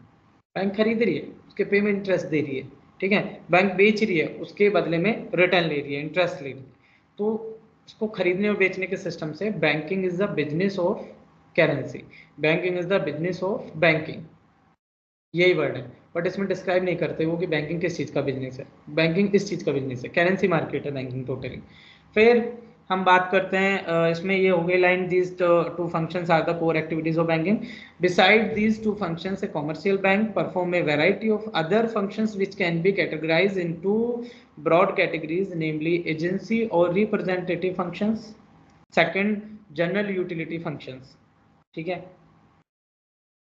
कॉमर्शलाइज्ड बैंक, या हम बात करें इंडस्ट्रियल बैंक्स, या हम बात करें रिटेल बैंकिंग, या हम बात करें रूरल बैंकिंग, आजकल ये चारों टाइप की जो बैंकिंग है, आप नॉन बैंकिंग फाइनेंशियल इंस्टीट्यूट्स को छोड़ दीजिए, आप SHG सेल्फ हेल्प ग्रुप को छोड़ दीजिए, ठीक है, इनको छोड़ दीजिए, इनके अलावा जितनी भी ये 3-4 टाइप की बैंक हैं मेजर, जैसे कि रिटेल बैंकिंग है, जैसे कि इंडस्ट्रियल बैंकिंग है, कॉमर्शियल बैंकिंग है, इवन फॉरेन बैंक्स हैं, एंड बात करें तो रूरल बैंक्स, ये तीनों चारों टाइप की जो बैंकें हैं ये भी बोथ वर्क्स को परफॉर्म करती हैं। प्राइमरी वर्क्स के अलावा जो सेकेंडरी वर्क्स हैं उसमें वो एजेंसी और रिप्रेजेंटेटिव फंक्शंस को भी फंक्शनिंग करती हैं, और जनरल यूटिलिटी फंक्शंस को भी फंक्शनिंग करती हैं। अब ये क्या चीज़ है, इनको हम अभी आगे पढ़ लेते हैं, डिस्क्राइब करते हैं। यूनिट की टेंशन मत लेना, वो क्लियर हो जाएगी, उसमें कोई प्रॉब्लम नहीं है, सिलेबस काफ़ी बड़ा नहीं है।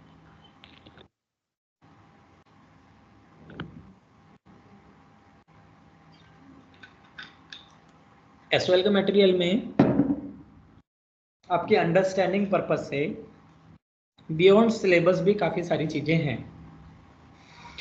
लास्ट मैंने बैंकिंग एंड इंश्योरेंस का SLM देखा था, जो हम आप स्टूडेंट्स को प्रोवाइड कराते हैं, उसमें एक तो 3rd यूनिट नहीं है। क्या आप में से किसी ने उसको पढ़ा है?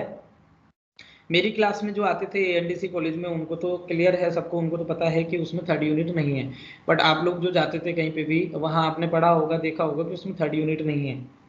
एंड इसके अलावा उसमें 1st, 2nd एंड 4th जो यूनिट है उनमें भी बियॉन्ड सिलेबस काफ़ी सारे टॉपिक्स हैं जो आपकी अंडरस्टैंडिंग पर्पज से उन्होंने रखे हैं। हाँ रिया बोलो। सर क्लास कब तक चल रही है हम लोग का? 5 बजे तक last. Okay 2 sir. Hours daily classes है, 5 डे में हम कंप्लीट कर लेंगे। Okay sir. सर हाँ क्या हुआ? सर मैंने वो 3rd चैप्टर वाला क्लास लिया है। 3rd चैप्टर वो 3rd यूनिट है ना जो आपने अभी, वो तो हाँ है हाँ, नहीं सिलेबस, वो कब होगी? 3rd चैप्टर वाली आपने क्लास ली है या नहीं ली? यूनिट वाली नहीं ली है सर। नहीं ली है? हाँ उसको क्लियर करेंगे, टेंशन फ्री रहो, 3rd यूनिट भी पर्टिकुलरली कंप्लीट करेंगे, नो इशू। काफ़ी अच्छी यूनिट है और बहुत इजी भी है, कोई दिक्कत नहीं है। एक क्वेश्चन और था, ये रिमिट फंड क्या होता है सर? कौन सा रिमिट फंड? कौन सा fund? Remit RIMIT। Remit fund अभी क्लियर करेंगे, रिमिट फंड को भी, अभी अपने टॉपिक में रिमिट फंड आया ही नहीं है। सर पीछे क्वेश्चन लास्ट में थी ना, दे इशूड हुंडी टू रिमिट फंड। तो रिमिट फंड किधर आ रहा है? ये development of banking in India जो चैप्टर पढ़ा रहे थे जब। अभी जो मैंने पीछे करवाया है उसमें? Yes sir. अच्छा इसकी बात कर रहे हो आप, they issued hundis to remit fund. Yes.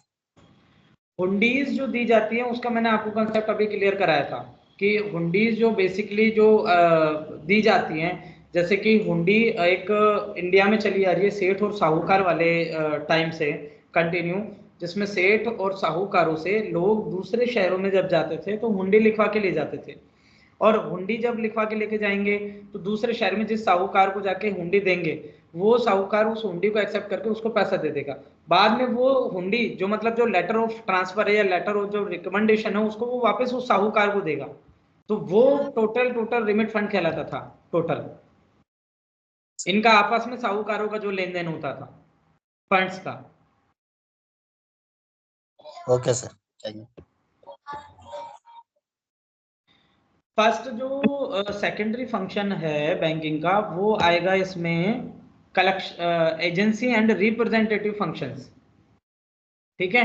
Agency और रिप्रेजेंटेटिव फंक्शंस का मतलब होता है कि बैंक जो है वो गवर्नमेंट ऑफ इंडिया की या फिर डिफरेंट टाइप ऑफ कंपनीज की एजेंसी के तौर पे भी काम करती है, ठीक है। Like mutual fund, like government के जो अपने बिल्स हैं, या गवर्नमेंट की जो और दूसरी जो अपॉर्चुनिटीज़ हैं जिसमें गवर्नमेंट चाहती है कि बैंकिंग सिस्टम के थ्रू जो पब्लिक है वो अप्लाई करे, या बैंकिंग सिस्टम के थ्रू वो पे करे, या बैंकिंग सिस्टम के थ्रू वो अर्न करे, या एक्सेप्ट करे, या मतलब प्राप्त करे, पेंशन हुई या कोई और चीज हुई, ग्रेचुइटी हुई, ये सारी चीजें।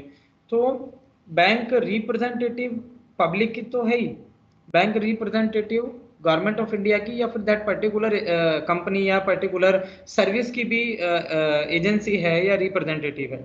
अब वो किस किस पॉइंट पे हैं हम उसको डिस्क्राइब करते हैं, एक बार उसको अंडरस्टैंड करते हैं। Collection and payment of various items, bank various items का कलेक्शन करती है और पेमेंट करती है। ठीक है, बैंक क्या करेगी, आपसे बिल ले लेगी, उसका पेमेंट आगे पहुंचाएगी, एक एजेंसी के तौर पे काम कर रही है। ठीक है, बैंक किसी आइटम का कलेक्शन भी ले लेती है और फिर उसका पेमेंट भी करती है पब्लिक को भी, वाइस वर्सा, दोनों ही उसमें कि गवर्नमेंट से भी। अब जैसे गवर्नमेंट मान लीजिए किसी को पेंशन दे रही है तो बैंक रिसीव कर लेगी और उसके बाद में पब्लिक को डिस्ट्रीब्यूट करेगी, उसमें बैंक का प्रॉफिट नहीं है, उससे बैंक कोई प्रॉफिट नहीं कमा रही है। अगर गवर्नमेंट ऑफ इंडिया बैंक को पेंशन डिस्ट्रीब्यूट करने के लिए एजेंसी बना रही है तो गवर्नमेंट ऑफ इंडिया या पब्लिक दोनों के दोनों बैंक को कुछ नहीं दे रही, बल्कि वो बैंकिंग सिस्टम का यूटिलाइज कर रही है, वो बैंक के सेकेंडरी फंक्शंस में आता है और बैंक गवर्नमेंट ऑफ इंडिया या पब्लिक के लिए उसको सर्व करती है अपने रीच को बढ़ाने के लिए, अपनी स्ट्रेंथ को बढ़ाने के लिए, क्योंकि कहीं ना कहीं वो पैसा बैंक के पास भी रुकेगा, बैंक को भी फायदा होगा, बैंक को भी वो एफडी के रूप में, आरडी के रूप में, या बैंक को भी वो एक करंट अकाउंट में कुछ समय के लिए या सेविंग अकाउंट में कुछ तरह के लिए एफडी के रूप में कभी ना कभी मिलेगा बैंक को। ठीक है, सेकंड है undertake government business like payment of pension, collection of direct tax, collection and payment of various item, ये उसी को ही आगे डिस्क्राइब किया गया है कि बैंक जो है वो पेंशन के पेमेंट के लिए और कलेक्शन ऑफ डायरेक्ट जो अपने टैक्सेस हैं उनके लिए, जैसे इनकम टैक्स डायरेक्ट टैक्स है तो उसको एक्सेप्ट करने के लिए एक एजेंसी है, एक representative of government of India है, पेंशन पे करने के लिए representative of government of India है या गवर्नमेंट ऑफ सच स्टेट जो भी है उसकी है। ठीक है, हाँ रिया कुमारी बोलिए।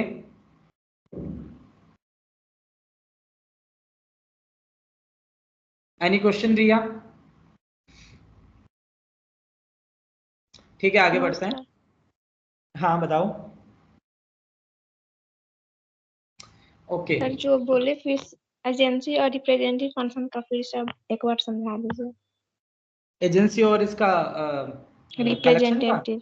हाँ हाँ ठीक है, देखो बैंक के जो प्राइमरी फंक्शन है वो दो फंक्शन है कि वो डिपॉजिट एक्सेप्ट करती है और फंड की मतलब फंड को लैंडिंग करती है, एडवांस देती है, लोन देती है और उससे वो अर्न करती है।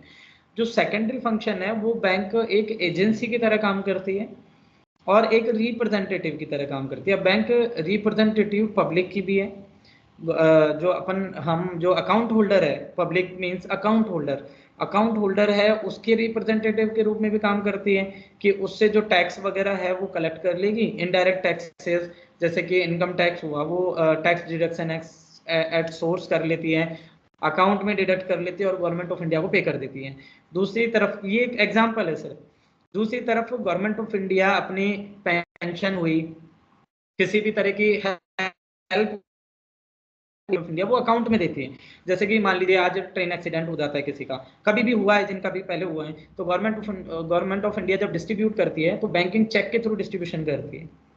तो बैंक एक एजेंसी हो गई, एक रिप्रेजेंटेटिव हो गई गवर्नमेंट ऑफ इंडिया की, वो पेमेंट करेगी behalf of them and government of India पे करेंगे बैंक को। इस तरह से गवर्नमेंट ऑफ इंडिया बैंक को पेंशन डालती है, फिर पेंशन बैंक वाले पर्टिकुलर अकाउंट वाले को देते हैं। तो ये एक रिप्रेजेंटेटिव हो गया, एक एजेंसी हो गया, इसमें बैंक का कोई फायदा नहीं होता सिवाय इसके कि वो अर्न करेगी उस पैसे को अकाउंट में जब कस्टमर छोड़ेगा रखेगा इस सिस्टम के तहत। तो बैंक एक एजेंसी भी है और एक बैंक रिप्रेजेंटेटिव भी है, डिफरेंट टाइप ऑफ कंपनीज, अलग अलग कंपनियों की या फिर बैंक की, गवर्नमेंट ऑफ इंडिया की या स्टेट गवर्नमेंट्स की। आगे हम बात करते हैं इसमें letter of reference, bank buy and sell foreign exchange and thus promote international trade. ठीक है, बैंक क्या करती है, फॉरेन एक्सचेंज जो होते हैं अपने जैसे एक्सचेंज मार्केट अपना खुद का भी है शेयर मार्केट, उसके तहत फॉरेन एक्सचेंज को भी ये बाय करती हैं, उसको सेल करती है बैंक जो है, और प्रमोट करती है इंटरनेशनल ट्रेड को। इंटरनेशनल जो हमारे बिजनेस हैं उनको भी काफ़ी प्रमोट करती हैं, इंटरनेशनल जो एक्सचेंज है, फॉरेन जो एक्सचेंज है उनको एक्सेप्ट करती है, उनको बाय करती है, उनको सेल करती है। ठीक है, लेटर ऑफ रेफरेंस के तौर पे, लेटर ऑफ ट्रांसफर के तौर पे ठीक है। नेक्स्ट जो पॉइंट आता है purchase and sale of securities. Bank क्या करती है, परचेज करती है सिक्योरिटीज को। सिक्योरिटीज मींस, ये एक टेक्निकल टर्म देती है सिक्योरिटीज। सिक्योरिटीज का मींस होता है बेसिकली शेयर मार्केट से related, mutual fund, shares, bond, इनको बैंक क्या करती है, परचेज करती है, फिर सेल कर देती है।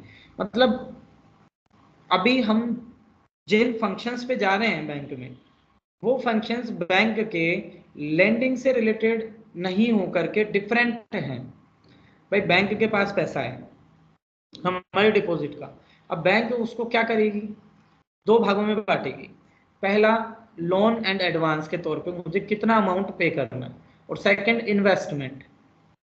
अब बैंक इन्वेस्टमेंट को क्या करेगी, सिक्योरिटीज में, यानी कि शेयर में, म्यूचुअल फंड में, different type of government fund में, ठीक है, इंटरनेशनल फंड में, फॉरेन एक्सचेंज में, ठीक है, शेयर के बाय करना, परचेज करना, इन्वेस्ट करना, कंपनीज को इन्वेस्ट करना, कंपनीज को लोन करना, ठीक है, उनमें अपनी पार्टनरशिप रखना। जैसे LIC ने भी एक दो प्राइवेट कंपनीज में अपना पैसा लगाया है शेयर में। पिछले 1 साल में काफी सुर्खियां भी बनी कि LIC क्यों इन्वेस्ट कर रही है गवर्नमेंट का पैसा, हमारा पैसा प्राइवेट फंड में, प्राइवेट कंपनीज में। अरे भाई वो इन्वेस्ट कर रही है, वो उसका परसेंटेज है। रूल्स एंड रेगुलेशंस के अकॉर्डिंग अगर 20% को वो प्राइवेट फंड्स में, कंपनी में, सिक्योरिटीज में, फॉरेन एक्सचेंज में, मार्केट में अगर वो इन्वेस्ट कर सकती है तो वो करेगी इन्वेस्ट। हाँ रिया, अभी अभी करते हैं, एक बार ये टॉपिक क्लियर करता हूँ फिर दोबारा सुनता हूँ। जो भी क्वेश्चन है उसको नोट कर लो, अभी सुनेंगे उसको, अभी क्लियर करेंगे। तो बेसिकली जो इन्वेस्टमेंट पार्ट है बैंकिंग का, उसमें एजेंसी या रिप्रेजेंटेटिव ये भी आता है। उसमें काफी सारे पॉइंट है, जैसे कि ये banks buy and sell foreign exchange, purchase and sale securities, मतलब कि शेयर्स को, म्यूचुअल फंड को खरीदना, उनको इन्वेस्ट करना, उनको बेचना, ठीक है। गवर्नमेंट एजेंट, गवर्नमेंट एजेंट कैसे को मैंने आपको बता दिया कि गवर्नमेंट अभी सब्सिडी डालेगी, गैस की सब्सिडी डालेगी तो बैंक में आएगी, बैंक खाते में आएगी, कैश में कोई सब्सिडी नहीं देगी बैंक, गवर्नमेंट सॉरी। सब्सिडी के अलावा कोई भी आपको फंड देना है, बैंक में देगी। आपको एजुकेशन लोन भी देना है, बैंक में देगी। गवर्नमेंट आपको कुछ भी देगी वो अपने बैंक में देगी, बैंक अकाउंट में देगी। उस अकाउंट से ही उस अकाउंट होल्डर तक या पब्लिक तक जाएगा। तो एज लाइक गवर्नमेंट एजेंट के रूप में भी बैंक काम करती है। वो पेंशन डिस्ट्रीब्यूट करती है, वो स्कॉलरशिप डिस्ट्रीब्यूट करती है, वो फंड डिस्ट्रीब्यूट करती है। एज लाइक गवर्नमेंट एजेंट के तौर पे बैंक बहुत सारे फंक्शंस करती है, जो अभी मेरे से ज्यादा शायद आपके दिमाग में भी चल रहे होंगे। आपने कहीं ना कहीं गवर्नमेंट ऑफ इंडिया या स्टेट गवर्नमेंट्स के जो बेनिफिट्स हैं वो अपने अकाउंट में रिसीव किए होंगे, आपने स्कॉलरशिप रिसीव की होगी, आपने different type of fund receive किए होंगे, या गवर्नमेंट और अलग अलग जैसे ड्रेस के फंड दे रही है। आप स्टूडेंट से तो स्टूडेंट पर्पज से मैं नहीं, छोटी चीजों को समझा रहा हूँ कि यूनिफॉर्म की सिलाई के लिए भी गवर्नमेंट पैसा देने लगे हैं तो अकाउंट में आएगा स्टूडेंट के में डायरेक्ट। स्कॉलरशिप देती है तो स्टूडेंट के अकाउंट में आएगा, बुक्स का अगर दे रही है तो स्टूडेंट के अकाउंट में आएगा। घर में मदर का अकाउंट है तो उसमें गैस की सब्सिडी आएगी, या वृद्धावस्था पेंशन है आपके दादा दादी को किसी न किसी को मिलती होगी, बुजुर्ग होने की वजह से, 60 साल से ऊपर के होने की वजह से पेंशन, तो वो गवर्नमेंट एजेंट के रूप में काम करते हुए बैंक उनके अकाउंट में डालती है, क्योंकि गवर्नमेंट के एजेंट है इसलिए गवर्नमेंट उनको पे करती है। तो फिर इसके बाद में नेक्स्ट जो टॉपिक है, 1 मिनट, एक अर्जेंट कॉल है स्टूडेंट।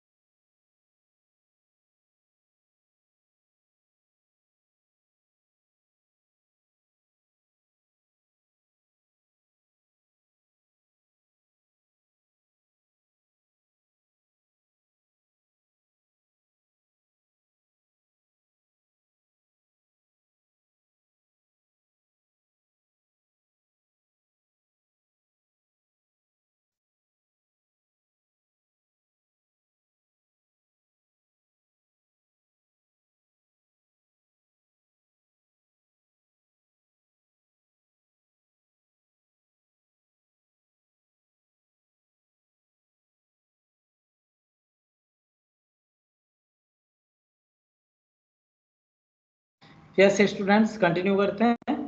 तो नेक्स्ट गवर्नमेंट एजेंट के बाद में हम बात करते हैं purchase and sale of foreign exchange. तो फॉरेन एक्सचेंज हमने अभी क्लियर किया था। फॉरेन एक्सचेंज का जो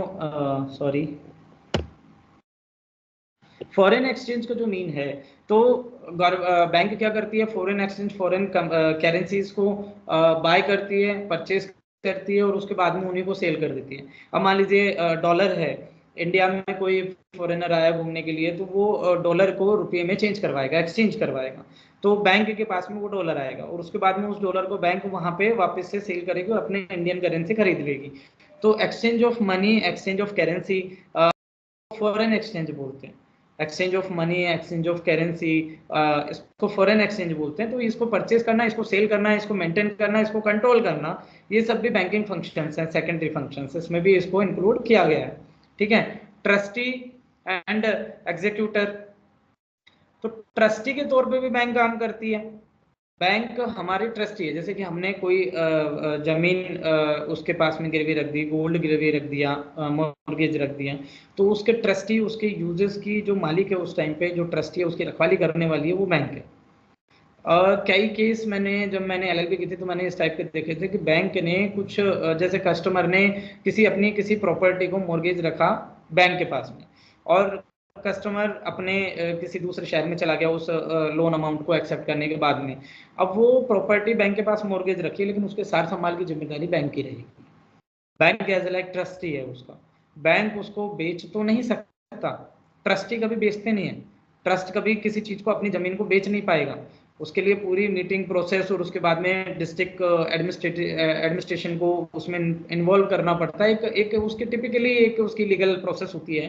तो ट्रस्टी है, उसको बेच नहीं सकता, एक टाइम से बिफोर कुछ टर्म एंड कंडीशन से रहते हुए, लिमिट में रहते हुए उसको बेच नहीं सकता। वो ट्रस्टी है, वो सार संभाल करेगा।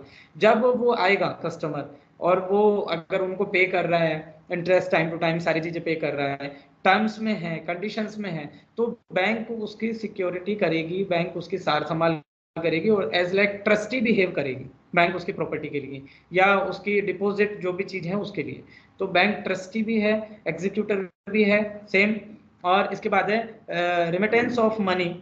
Bank also remit money from one place to the other through bank draft और मेल और टेलीग्राफिक ट्रांसफर। अभी थोड़ी देर पहले क्वेश्चन पूछा था कि सर रेमिट फंड क्या होता है, तो मैंने उस टाइम पे हुंडी वाला समझाया था कि एक शहर से जब दूसरे शहर में जाते हैं और वो लेटर होता है, उसको लेके जाते हैं, उसको देते हैं, उनको जमा कराते हैं, वो बदले में हमें पैसा दे देते हैं और वो पैसे के बाद में वो हुंडी रख लेते हैं, फिर उस हुंडी को वापस उसे साहूकार को देंगे और अपना पैसा वापस ले लेंगे।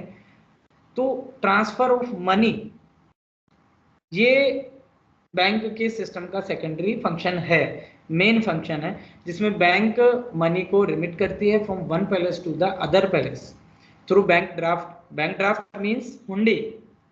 अभी उसको ड्राफ्ट बोलने लग गए, बैंक ड्राफ्ट बोलने लग गए, बिल ऑफ एक्सचेंज बोलने लग गए, उसको हम क्रेडिट बिल्स बोलने लग गए, हम उसको डेबिट बिल्स बोलने लग गए, ठीक है, या टेलीग्राफिक ट्रांसफर्स, ये भी।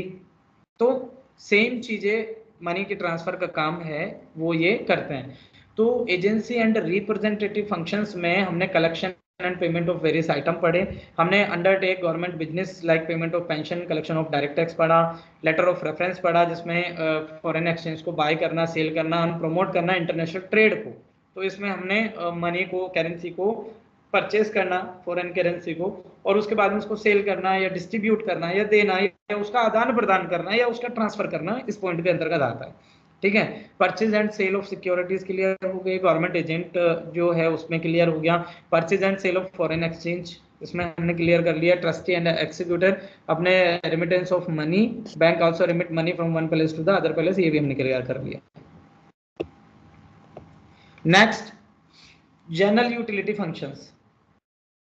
ठीक है, जनरल यूटिलिटी फंक्शंस जो हैं वो अभी सेकेंडरी वर्क में सेकेंडरी जो फंक्शन है उसी में ही है, हम उसको क्लियर करते हैं। फर्स्ट जो फंक्शन है लोकल फैसिलिटी है, बहुत इजी गोइंग है, इसके लिए समझाने की मुझे नहीं लगता कि इस पॉइंट को डिस्क्राइब करने की जरूरत है। लोकल फैसिलिटी बैंक प्रोवाइड कराती है, आपसे कुछ डॉक्यूमेंट लेती है, साथ में एक स्टैम्प पेपर लेती है 500 रुपीज़ का, आपसे लोकल रेंट के लिए एक एग्रीमेंट लिखवाती है उसके ऊपर, आपकी एक एप्लीकेशन होती है, उसको एक्सेप्ट करती है। उसके बाद में कुछ आपका उसमें उनकी एक फीस होती है, छोटी सी नॉमिनल फीस होती है फर्स्ट टाइम लॉकर लेने के लिए, और वो एक्सेप्ट करती है। उसके बाद में आपको लॉकर दे देती है। उसकी 2 कीज होती हैं, एक बैंक का लॉकर जो मैनेजर होता है, जो एओ होता है, उसको उसके पास होती है, मतलब एएम होता है, ठीक है, असिस्टेंट मैनेजर, वो उनके पास एक की होती है, एक आपके पास, दोनों की एक साथ लगाई जाती है, उसके बाद घुमाई जाती है, फिर लॉक खुलता है। एक की आपके पास, एक उनके पास में। तो लॉकर फैसिलिटी प्रोवाइड कराते हैं बैंक, और उसके लिए कुछ रेंट लेती है, वो ईयरली चार्ज होता है। सेकंड चीज, business information and statics, business के इंफॉर्मेशन देना, बिजनेस में भी हेल्प करना। And statics, statics means basically customer के डेटा से है, बिजनेस की इंफॉर्मेशन से। ये भी यूटिलिटी सेकंड है। जैसे एलआईसी कंपनीज बैंक से डिटेल्स लेती हैं, बिजनेस इंफॉर्मेशन लेती है कि हमारे आपकी बैंक में जिन कस्टमर्स के अकाउंट है उनमें ऐसे कितने लोग हैं, कैपेबल लोग हैं, जो जिनके अमाउंट अकाउंट में अमाउंट है जो 2 लाख से ऊपर पड़ा हुआ है, जो कि इन्वेस्टमेंट पर्पज से अच्छा है, जो कि एलआईसी वगैरह ले सकते हैं। क्योंकि बैंक के पास जो हमारी नॉलेज होती है, जो स्टैटिक्स होती है, वो बैंक एक टर्म्स एंड एक कंडीशंस में शेयर करती है उन कंपनीज के साथ में, बेसिकली गवर्नमेंट कंपनीज के साथ में, not the private company. Bank या तो खुद के साथ में, जैसे कि एसबीआई ने अपना एलआईसी का अलग से शुरू कर रखा है, या बैंक एसबीआई भी एलआईसी को सेल कर देती है, दे देती है उनको भी with permission of the customer, वो पहले से टर्म्स एंड कंडीशंस में मेंशन होता है उनका। तो business information and statics industrialist को, एजेंसीज को एंड कंपनीज को प्रोवाइड कराना, ये भी जनरल यूटिलिटी फंक्शन है उनका। और ये डिफरेंट मैनर में भी यूज होता है, ये वाला पॉइंट, और दूसरे मैनर्स में भी यूज होता है।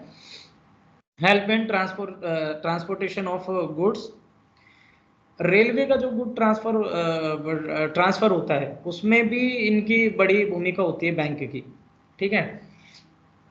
बैंक के थ्रू ही उनका पैसे का लेन देन, अमाउंट और ये सारी चीजें बैंक के थ्रू होता है। आगे शायद पॉइंट में डिस्क्राइब भी क्या हो।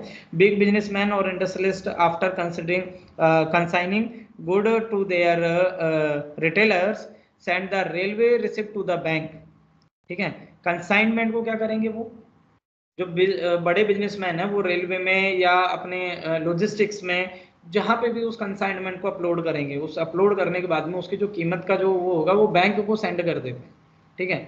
जब भी वो उनके पास में माल पहुंचेगा उनको भी एक कंसाइनमेंट की रिसिप्ट मिलेगी, उसमें अकाउंट नंबर वगैरह मेंशन होगा, वो उसको उनके डायरेक्ट बैंक अकाउंट में डलवा देंगे कंसाइनमेंट रिसीव करने के बाद में पेमेंट। तो बैंक को भी इन्फॉर्म होती है कि हमारे कस्टमर का इतना पैसा आना है, इंडस्ट्रियलिस्ट का इतना पैसा आना है जो हमें उनकी तरफ ड्यू है। तो वो भी कॉल कर लेते हैं, वो भी उनको कॉल कर लेते हैं कि सर आपके पास कंसाइनमेंट पहुंच गया, रेलवे की रिसिप्ट है हमारे पास, इतना है अमाउंट हमारे कस्टमर का, आप पे कर दीजिए।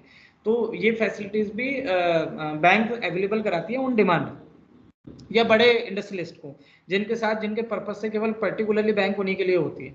जैसे कि मैं कभी नागदा गांव में गया था, मध्य प्रदेश में एक नागदा गांव है, नागदा बिरला ग्राम के नाम से है। तो वहां पे बिरला जो हमारे बिरला जो इंडस्ट्रियलिस्ट हैं उन्हीं का वो बनाया हुआ पूरा गांव है, उसमें उन्हीं की ही कॉलोनीज हैं, उन्हीं की इंडस्ट्रीज हैं, उन्हीं की ही इलेक्ट्रिसिटी है, उन्हीं की वाटर सप्लाई है, उन्हीं का ही उसमें ट्रांसपोर्टेशन है बिरला ग्राम। जैसे कि हम बात करते हैं फॉरेन कंट्रीज में, इन्होंने स्टीव जॉब्स ने एंड अपने ये जो दूसरे जो अपने माइक्रोसॉफ्ट वाले हैं, इन लोगों ने प्रोवाइड कराई हुई है अपने एम्प्लॉयर्स को कि कॉलोनी भी हमारी होगी, इलेक्ट्रिसिटी हमारी होगी, वाटर सप्लाई हमारी होगी, ऑल फैसिलिटीज हमारी होगी, ट्रांसपोर्टेशन हमारा होगा, आप जाइए। तिरुपति में भी यही है, जिस तरह से कि एजुकेशन स्कूल्स उनकी है तिरुपति में, तिरुमला में हमारे। तो इसी टाइप से जो बिरला ग्राम है उसमें जो बैंक की ब्रांच थी वो भी पर्टिकुलर बिरला ब्रांच के नाम से ही है, नागदा के नाम से ही है। उसमें क्या करते हैं कि उन्हीं के ही लोगों की रिसिप्ट और उन्हीं के लोगों की ही सेल बाय और उन्हीं के लोगों की ही डिपॉजिट और लोन्स वगैरह ये सब एप्लीकेबल होते हैं। उसमें बैंक अपना दूसरा कोई बिजनेस ना करके सिर्फ जो वो इंडस्ट्रियलिस्ट के पर्पस से, जो इंडस्ट्री के पर्पस से जो बेनिफिशियल है उसी के अकॉर्डिंग वो ब्रांच डील करती है, काम करती है, और पर्टिकुलर उन्हीं के लिए है।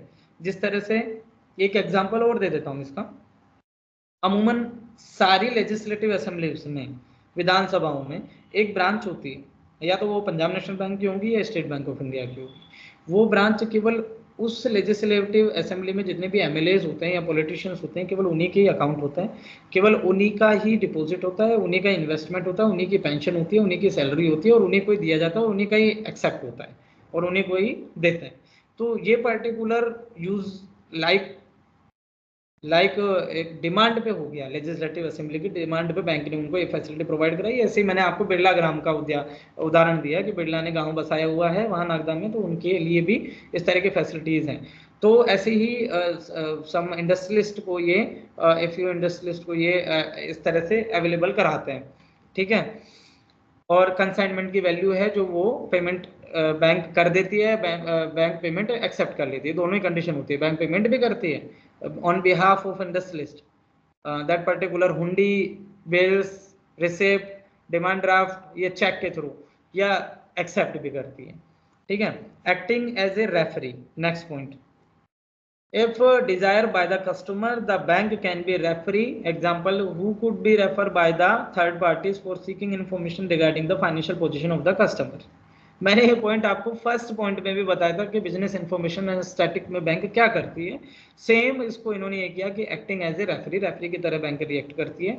बैंक साथ में क्या करती है कि LIC कंपनीज को, म्यूचुअल फंड कंपनीज को, या बैंक से खुद से रिलेटेड कंपनीज को, जो उसकी सबऑर्डिनेट कंपनीज हैं, जो उसकी सब कंपनीज है, सबऑर्डिनेट कंपनीज हैं, उनको वो डिस्ट्रीब्यूट कर देती है डेटा कि आप हमारे कस्टमर्स को जो अकाउंट में डिटेल हैं, हमारे अकाउंट में कितना उसके में बैलेंस है, कितनी उसकी पावर है परचेजिंग, कितनी उसकी सेलिंग पावर है, कितना उसका टर्नओवर है क्वार्टरली या 6 मंथ का या ईयरली, उसके अकॉर्डिंग उनको इन्फॉर्मेशन प्रोवाइड कराती है और फाइनेंशियल पोजीशन बताती है। साथ में थर्ड पार्टीज को फाइनेंशियल पोजीशन बताती है। जब हम कोई लोन लेने के लिए जाते हैं तो जो लोन में जो हमारा सिविल रिकॉर्ड खुलता है वो सारी बैंक का इंटरकनेक्शन होता है, जिसके अंतर्गत किसी भी कस्टमर की कोई भी फाइनेंशियल कंडीशन को कभी भी पता लगाया जा सकता है। तो वो कब पता लगेगा? जब बैंक बताएगी। जब इनकम टैक्स डिपार्टमेंट हमारे यहाँ रेट डालता है और तो उनके पास में इंफॉर्मेशन होती है कि आपने बैंक अकाउंट में कब कब क्या क्या ट्रांजेक्शन किया हुआ है। इसका मतलब बैंक ने हमारी डिटेल्स, बैंक ने हमारे ट्रांजेक्शंस शेयर किए गवर्नमेंट ऑफ इंडिया के साथ में, ठीक है, ITR डिपार्टमेंट के साथ में, अपने ये इनकम टैक्स रिटर्न डिपार्टमेंट के साथ में उन्होंने शेयर किया। तो बैंक एक्टिंग एज रेफरी, ठीक है। नेक्स्ट पॉइंट आता है acting as underwriter. Bank also underwrite the securities issued by the government and corporate bodies for commission. Bank commission के लिए सिक्योरिटीज को, म्यूचुअल फंड को, शेयर को अंडरराइट करती है, उनके परचेजिंग के, उनके सेलिंग के प्लेटफॉर्म के तौर पे भी काम करती है कमीशन के लिए। अभी बहुत सारी बैंक के ऐप आए हुए हैं जिन ऐप्स के थ्रू आप म्यूचुअल फंड खरीद सकते हैं, उनके खुद के भी और किसी और के भी। क्या कर रही है बैंक? उसमें कमीशन एजेंट के तौर पे काम कर रही है, अपना प्लेटफॉर्म अवेलेबल करा रही है, अपने कस्टमर से अवेलेबल करा रही है और उनको फैसिलिटीज दे रही है, ठीक है। फिर नेक्स्ट पॉइंट आता है इशूइंग ऑफ ट्रेवलर्स चेक और क्रेडिट कार्ड्स। क्रेडिट कार्ड बहुत कॉमन चीज़ है आज के टाइम पे। अभी हम बैंकिंग जो सर्विसेज हैं उसके अंतर्गत इसको आगे अगली यूनिट में कवर करेंगे। आपको जो क्रेडिट कार्ड है, डेबिट कार्ड है, या बैंक के चेक है, डिमांड ड्राफ्ट है, इन सारी चीज़ों को उसमें डिस्क्राइब करेंगे, तब आपको पता चलेगा कि बैंक कौन कौन सी फैसिलिटीज़ प्रोवाइड करा रही है, कस्टमर्स को कौन कौन सी फैसिलिटीज़ नीड हैं, कौन कौन सी चाहिए और किस टाइप से बैंक इनको प्रोवाइड कराती है। कुछ डिमांड पे और कुछ कंपलसरी होती हैं। तो ये सारी चीज़ें अभी आगे क्लियर करेंगे। लेकिन इसमें मैं बता देता हूँ कि जो ट्रैवलर्स होते हैं, जो एक शहर से दूसरे शहर में जाते हैं, घूमते हैं, या किसी भी पर्पज से जाते हैं, फॉरेन कंट्रीज में जाते हैं, कहीं भी जाते हैं, तो बैंक उनको ट्रैवलर्स चेक प्रोवाइड कराती है।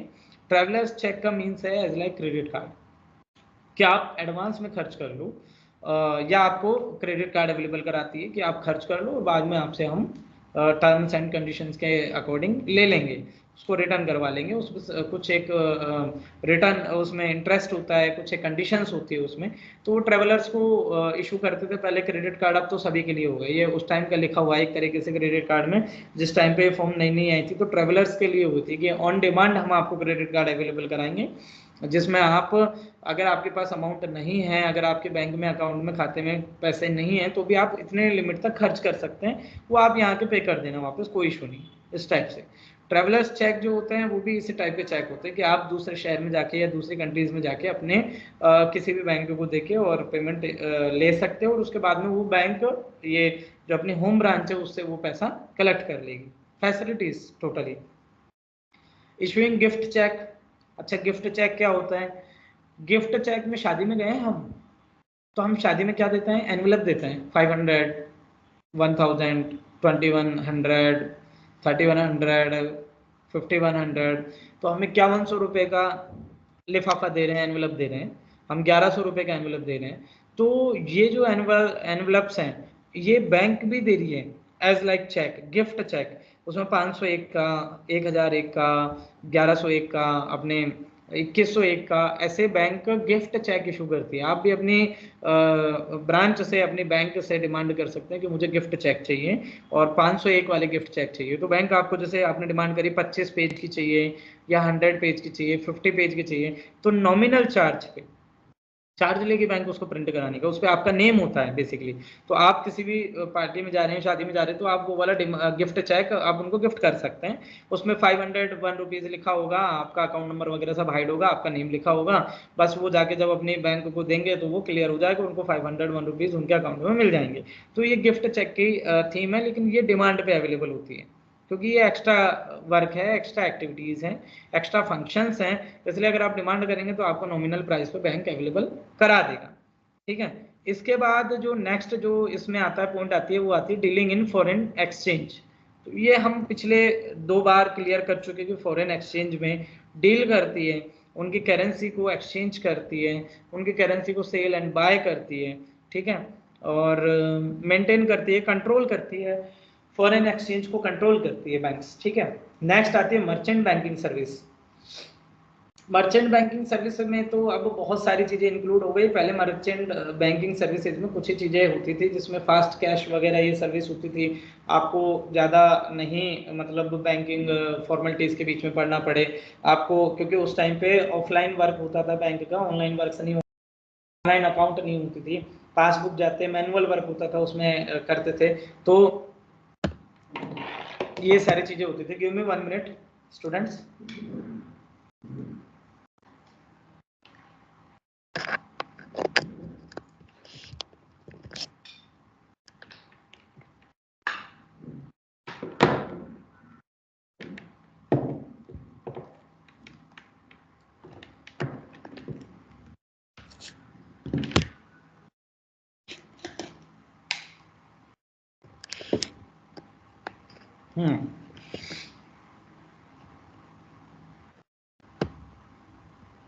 हाँ, तो मर्चेंट बैंकिंग सर्विसेज में अब आज के टाइम पे तो ATM, credit card, debit card और इसके अलावा अपने ई प्रिंटिंग, ई पासबुक, ऐसी बहुत सारी मर्चेंट बैंकिंग सर्विसेज हो गई हैं। आपको कैश अपने मशीन में, एटीएम मशीन में कैश डिपॉजिट करना, कैश रिसीव करना, ये सब मर्चेंट बैंकिंग सर्विसेज में और इनमें काउंट होती है। इस टाइप की फैसिलिटीज़ प्रोवाइड कराती है।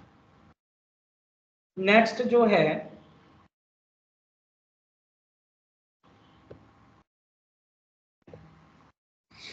वो है बैंकिंग सेक्टर्स। तो बैंकिंग सेक्टर जो है उसमें जैसे फर्स्ट अगर हम बात करें तो कॉर्पोरेट बैंकिंग आती है। कॉर्पोरेट मींस का मतलब क्या होता है?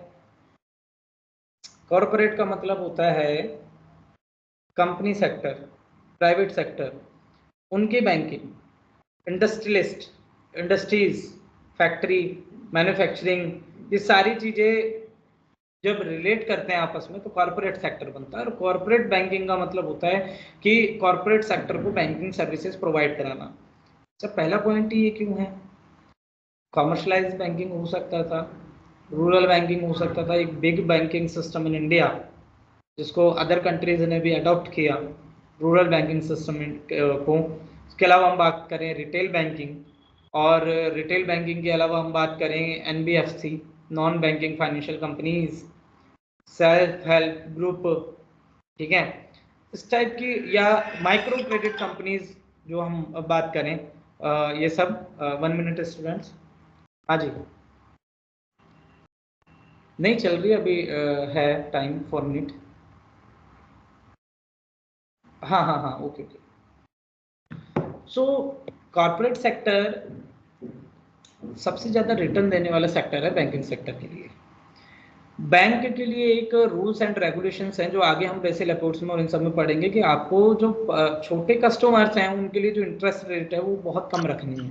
आप उनको जो लोन लैंडिंग देंगे, जो आप उनको लैंडिंग करेंगे, जो आप उनको लोन एंड एडवांसेस देंगे, उसमें आप एक लिमिटेड जो अमाउंट है वो इंटरेस्ट का आप उनसे रिसीव करेंगे। ये RBI time to time interest rate describe करती है, डिसाइड करती है और बैंक को कंट्रोल करती है कस्टमर पर्पज से।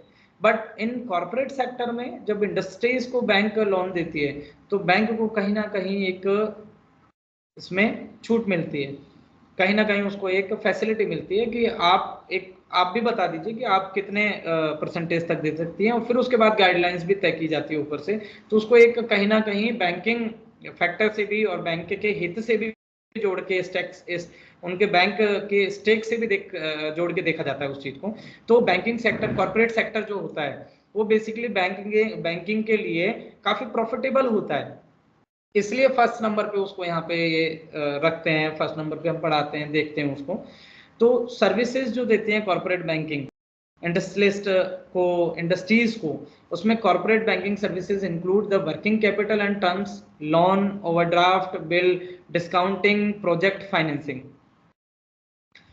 बैंक कॉर्पोरेट बैंकिंग जो होते हैं वो वर्किंग कैपिटल प्रोवाइड कराते हैं इंडस्ट्रीज को, कंपनीज को, कॉर्पोरेट सेक्टर्स को, ठीक है। एंड टर्म्स लोन प्रोवाइड कराते हैं जिसमें एक किस्तों में लोन प्रोवाइड कराते हैं, किस्तों में उनको चुका सकते हैं इंस्टॉलमेंट में। टर्म लोन एक स्पेशल टर्म के लिए 5 ईयर, 10 ईयर, 20 ईयर, 15 ईयर के लिए इंस्टॉलमेंट में भी पे कर सकते हैं, इंस्टॉलमेंट में ले भी सकते हैं, दे भी सकते हैं, दोनों ही होते हैं टर्म लोन में। वाइस वर्सा होती है, ऐसा नहीं है टर्म लोन का मतलब सिर्फ 20 ईयर से मतलब है या 15 ईयर से मतलब है। टर्म लोन का मतलब ये भी होता है कि आप इन टर्म प्रोवाइड करा सकते हैं अलग अलग टर्म्स में। ओवरड्राफ्ट फैसिलिटी देती है इंडस्ट्रीज को, एक स्पेशल उनकी कंसेंट लेने के बाद में, उनकी बैलेंस शीट देखने के बाद में, उनके करंट अकाउंट की जो डेटा है वो देखने के बाद में एक उनकी लिमिट, हाँ दिव्या अभी रखेंगे क्वेश्चन, उनकी एक लिमिट तय की जाती है कि आपको हम इतने तक ओवरड्राफ्ट दे सकते हैं। तो बैंक इंडस्ट्रियलिस्ट के बिहाफ पे, कॉर्पोरेट सेक्टर के बिहाफ पे दूसरे लोगों को एडवांस पेमेंट भी कर देती है, ओवरड्राफ्ट की फैसिलिटी देती है। इसलिए कि अगर आज एज ए इंडस्ट्रियलिस्ट मैं चेक देता हूँ 5 लाख का और वो किसी दूसरे इंडस्ट्रियलिस्ट को पे करना है तो bank as a corporate banking service के अंतर्गत उसको पे कर देती है। बिल डिस्काउंटिंग, बेस के डिस्काउंटिंग सर्विसेज देती है, ठीक है। इसके बाद में प्रोजेक्ट फाइनेंसिंग, जो उनके न्यू प्रोजेक्ट होते हैं उनको फाइनेंसिंग सर्विसेज देती है कि प्रोजेक्ट अपना दे दिया, उनको फाइनेंसिंग करना। जो इंडस्ट्रीज ऑलरेडी हैं, मान लीजिए शू कंपनी है और वो अपने उसके 2 मैन्युफैक्चरिंग प्लांट है, उनको एक नया मैन्युफैक्चरिंग प्लांट लगाना है स्लीपर्स के लिए कि मुझे एक न्यू जनरेशन के जो स्लीपर्स अभी चल रहे हैं फॉर्म बेस्ड, उसके लिए एक प्लांट लगाना है। ये मेरा प्रोजेक्ट है, फॉर्म बेस्ड चप्पल बनाना, स्लीपर बनाना है, जो भी है, तो उसके लिए वो प्रोजेक्ट लगाना चाहते हैं। तो बैंकिंग जो है वो कॉर्पोरेट फाइनेंसिंग के अंतर्गत उनको प्रोवाइड कराती है प्रोजेक्ट फाइनेंस और उनको देती है जो ऑलरेडी डेवलप है, उनको जो ऑलरेडी चल रहे हैं, जो नए प्रोजेक्ट लाना चाहते हैं, प्लान लगाना चाहते हैं, ठीक है। थर्ड जो है इसका पॉइंट अगर बात करें हम, cash management, both short term holdings of cash as well as fund held or longer periods। Cash management करती है बैंक इसमें, कॉर्पोरेट बैंकिंग के सेक्टर में। और उनका करंट अकाउंट होता है, करंट अकाउंट बैंक के पास होता है, बैंक उसको ऑपरेट करती है, उसके ऊपर उनको ब्याज करंट अकाउंट पे मिलता नहीं है बिल्कुल भी, लेकिन बैंक को उससे फायदा होता है क्योंकि वो मनी बैंक के पास होती है। कई बार बैंक इंटरनली उसको भी फाइनलाइज कर लेती है कि इनके अकाउंट में कितनी टाइम के लिए करंट अकाउंट में ये मनी रहेगी, बैंक उसका भी यूज करती है। वैसे बेसिकली बैंक की थ्योरी ये है कि करंट अकाउंट पे बैंक कभी भी अर्न नहीं कर पाती है, इसलिए बैंक इंटरेस्ट भी पे नहीं करती है, बल्कि इंडस्ट्रियलिस्ट से करंट अकाउंट पे बैंक रिसीव करती है इंटरेस्ट, करंट अकाउंट पे चार्ज लगाती है। करंट अकाउंट पे कई तरह के चार्ज लगते हैं, एक लिमिट से ज्यादा पैसा होने पे भी, एक लिमिट से कम पैसा होने पे भी, और इसके अलावा टर्म के अकॉर्डिंग भी, एक निश्चित डेट को कितना अमाउंट है उसके अकॉर्डिंग भी कई छोटे छोटे टर्म्स एंड कंडीशंस होती है, वो अलग अलग बैंक की अलग अलग होती है। इंडस्ट्रियलिस्ट बैंक की अलग होती है और प्राइवेट सेक्टर बैंक की अलग होती है, फॉरेन बैंक्स की अलग होती है, इंडियन पब्लिक सेक्टर बैंक्स की अलग होती है, ठीक है। शॉर्ट टर्म होल्डिंग करती है बैंक कैश मैनेजमेंट में, और cash as well as fund held on for longer period. Cash management तो बैंकिंग कॉर्पोरेट बैंकिंग का एक काम है कैश मैनेजमेंट। तो क्योंकि basically most of the dealing corporate sector की कैश मैनेजमेंट में ही होती है, कैश में ही होती है। उनको कभी भी किसी भी टाइम पे करंट अकाउंट से पैसा रिलीज करना होता है या कभी भी उसको रिसीव करना होता है, तो दोनों तरह से। फिर हम बात करते हैं financing of export and import including export credit arrangement. Financing of export and import, माल को किसी भी कंट्री से बाहर एक्सपोर्ट करने के लिए या किसी भी कंट्री से माल इंपोर्ट करने के लिए भी फाइनेंसिंग प्रोवाइड कराती है कॉर्पोरेट बैंकिंग सिस्टम के अकॉर्डिंग, ठीक है। और एक्सपोर्ट क्रेडिट अरेंजमेंट भी करती है, इंक्लूडिंग उसमें एक्सपोर्ट क्रेडिट अरेंजमेंट भी होते हैं, उधार जो भी चलते हैं एक्सपोर्ट में, ये सारी चीज़ें वो अरेंजमेंट भी करती है। और प्रोजेक्ट फाइनेंस, ये मैं एक बार क्लियर कर चुका हूँ कि किस तरह से बैंक प्रोजेक्ट को फाइनेंस करती है, बट इंडस्ट्रीज के या मैन्युफैक्चरिंग यूनिट के या किसी भी बिजनेस सेक्टर के। फिर आती है transmission and receipt of money. तो transmission receipt of money, money जो रिसिप्ट करना या उसके बिल्स होना या उसकी अब जो रिमेरिट या रिमिट जो मनी है या कैश है, इस टाइप की फैसिलिटीज प्रोवाइड कराना कॉर्पोरेट सर्विसेज के अकॉर्डिंग। फिर है handling foreign currency and hedging against changes in value, ये शायद वो है। बेसिकली फॉरेन करेंसी को हैंडल करना, क्योंकि मल्टीनेशनल अगर कंपनी है, एमएनसी है, तो उसका मल्टीनेशनल करेंसी में ही वर्क होता है, तो उसकी फॉरेन करेंसी को हैंडल करना, उसकी फॉरेन करेंसी को रिसीव करना या फॉरेन करेंसी को एक्सचेंज करना अपने वैल्यू में, अपने अकॉर्डिंग, तो ये सारी फैसिलिटीज ये प्रोवाइड कराती है। स्टूडेंट्स क्लास का टाइम अभी ओवर हो चुका है, किसी का कोई क्वेश्चन था तो पूछ सकते हैं, बाकी जो यूनिट का जो पार्ट है उसको नेक्स्ट क्लास में करते हुए सेकंड यूनिट नेक्स्ट क्लास में कंप्लीट कर देंगे, क्योंकि सेकंड यूनिट बहुत ज़्यादा बड़ी नहीं है, कंप्लीट कर देंगे। तो अभी आपका कोई क्वेश्चन है दिव्या सागर, बताइए। सर लाइक ये जो कॉर्पोरेट बैंकिंग होती है, ये हाँ। जो प्राइमरी फंक्शंस आपने बताया, दूसरे जनरल फंक्शंस बताए, सेकेंडरी फंक्शन, वो ये इसमें किसमें क्या कहते आती है? कॉर्पोरेट बैंकिंग मतलब अलग होती है दोनों से? नहीं, कॉर्पोरेट बैंकिंग में भी प्राइमरी फंक्शन सेम है।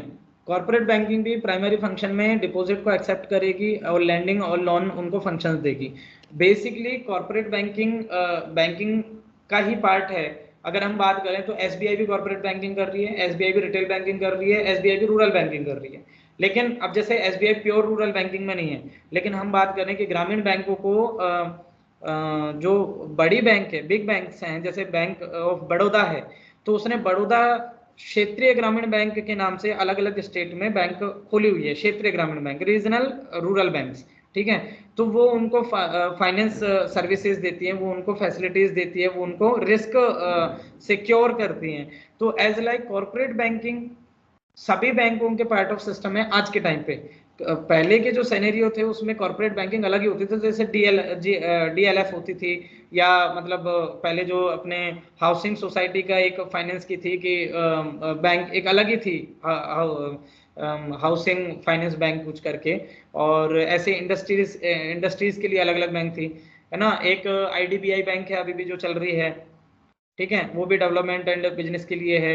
एक नाबार्ड का भी एक बैंकिंग कोई इक्विपमेंट है जिसके थ्रू वो इनको रूरल बैंकिंग को सपोर्ट करता है। तो इस टाइप से जैसे हर बैंक कॉर्पोरेट बैंक में भी डील कर रही है आज के टाइम पे, और retail bank and rural bank में भी डील कर रही है। बट स्पेशली कुछ बैंक होते हैं जो सिर्फ इसी के ही होते हैं कॉर्पोरेट सेक्टर की, वो सिर्फ इंडस्ट्रियलिस्ट को फाइनलाइज करते हैं, बट दोनों में ही प्राइमरी फंक्शन सेम है। प्राइमरी फंक्शंस तो होते ही हैं उनके, डिपॉजिट एक्सेप्ट करना और लैंडिंग करना, और सेकेंडरी फंक्शंस में उनकी लिमिटेशंस होती है कि वो क्या क्या दे रहे हैं और क्या क्या रिसीव कर रहे हैं फैसिलिटीज, ठीक है। आज की क्लास ओवर करते हैं, टाइम ओवर हो चुका है। नेक्स्ट क्लास में कल हम इसको कंटिन्यू करेंगे, वही 3 to 5, और कल मिलते हैं, बाकी पोर्शन सारा कल करते हैं, ठीक है students? Okay okay sir, thank you sir. Yes sir. Okay sir. Okay sir, thank you, Thank you so much.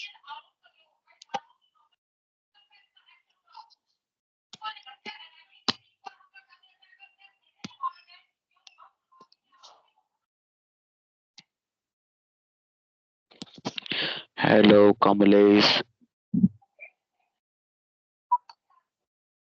हाँ Abhishek Pukle. Hello Abhishek Pugle, How are you? I am fine and you? I am not fine but why? because of pressure of study. Oh,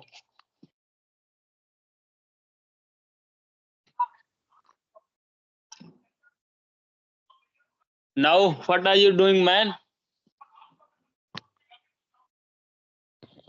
Nothing. I am audible. Hello Abhishek ji, hello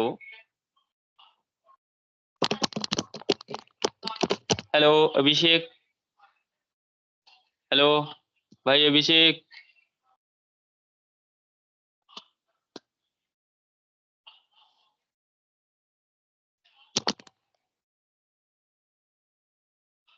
चलो remove करते हैं इसको अभी।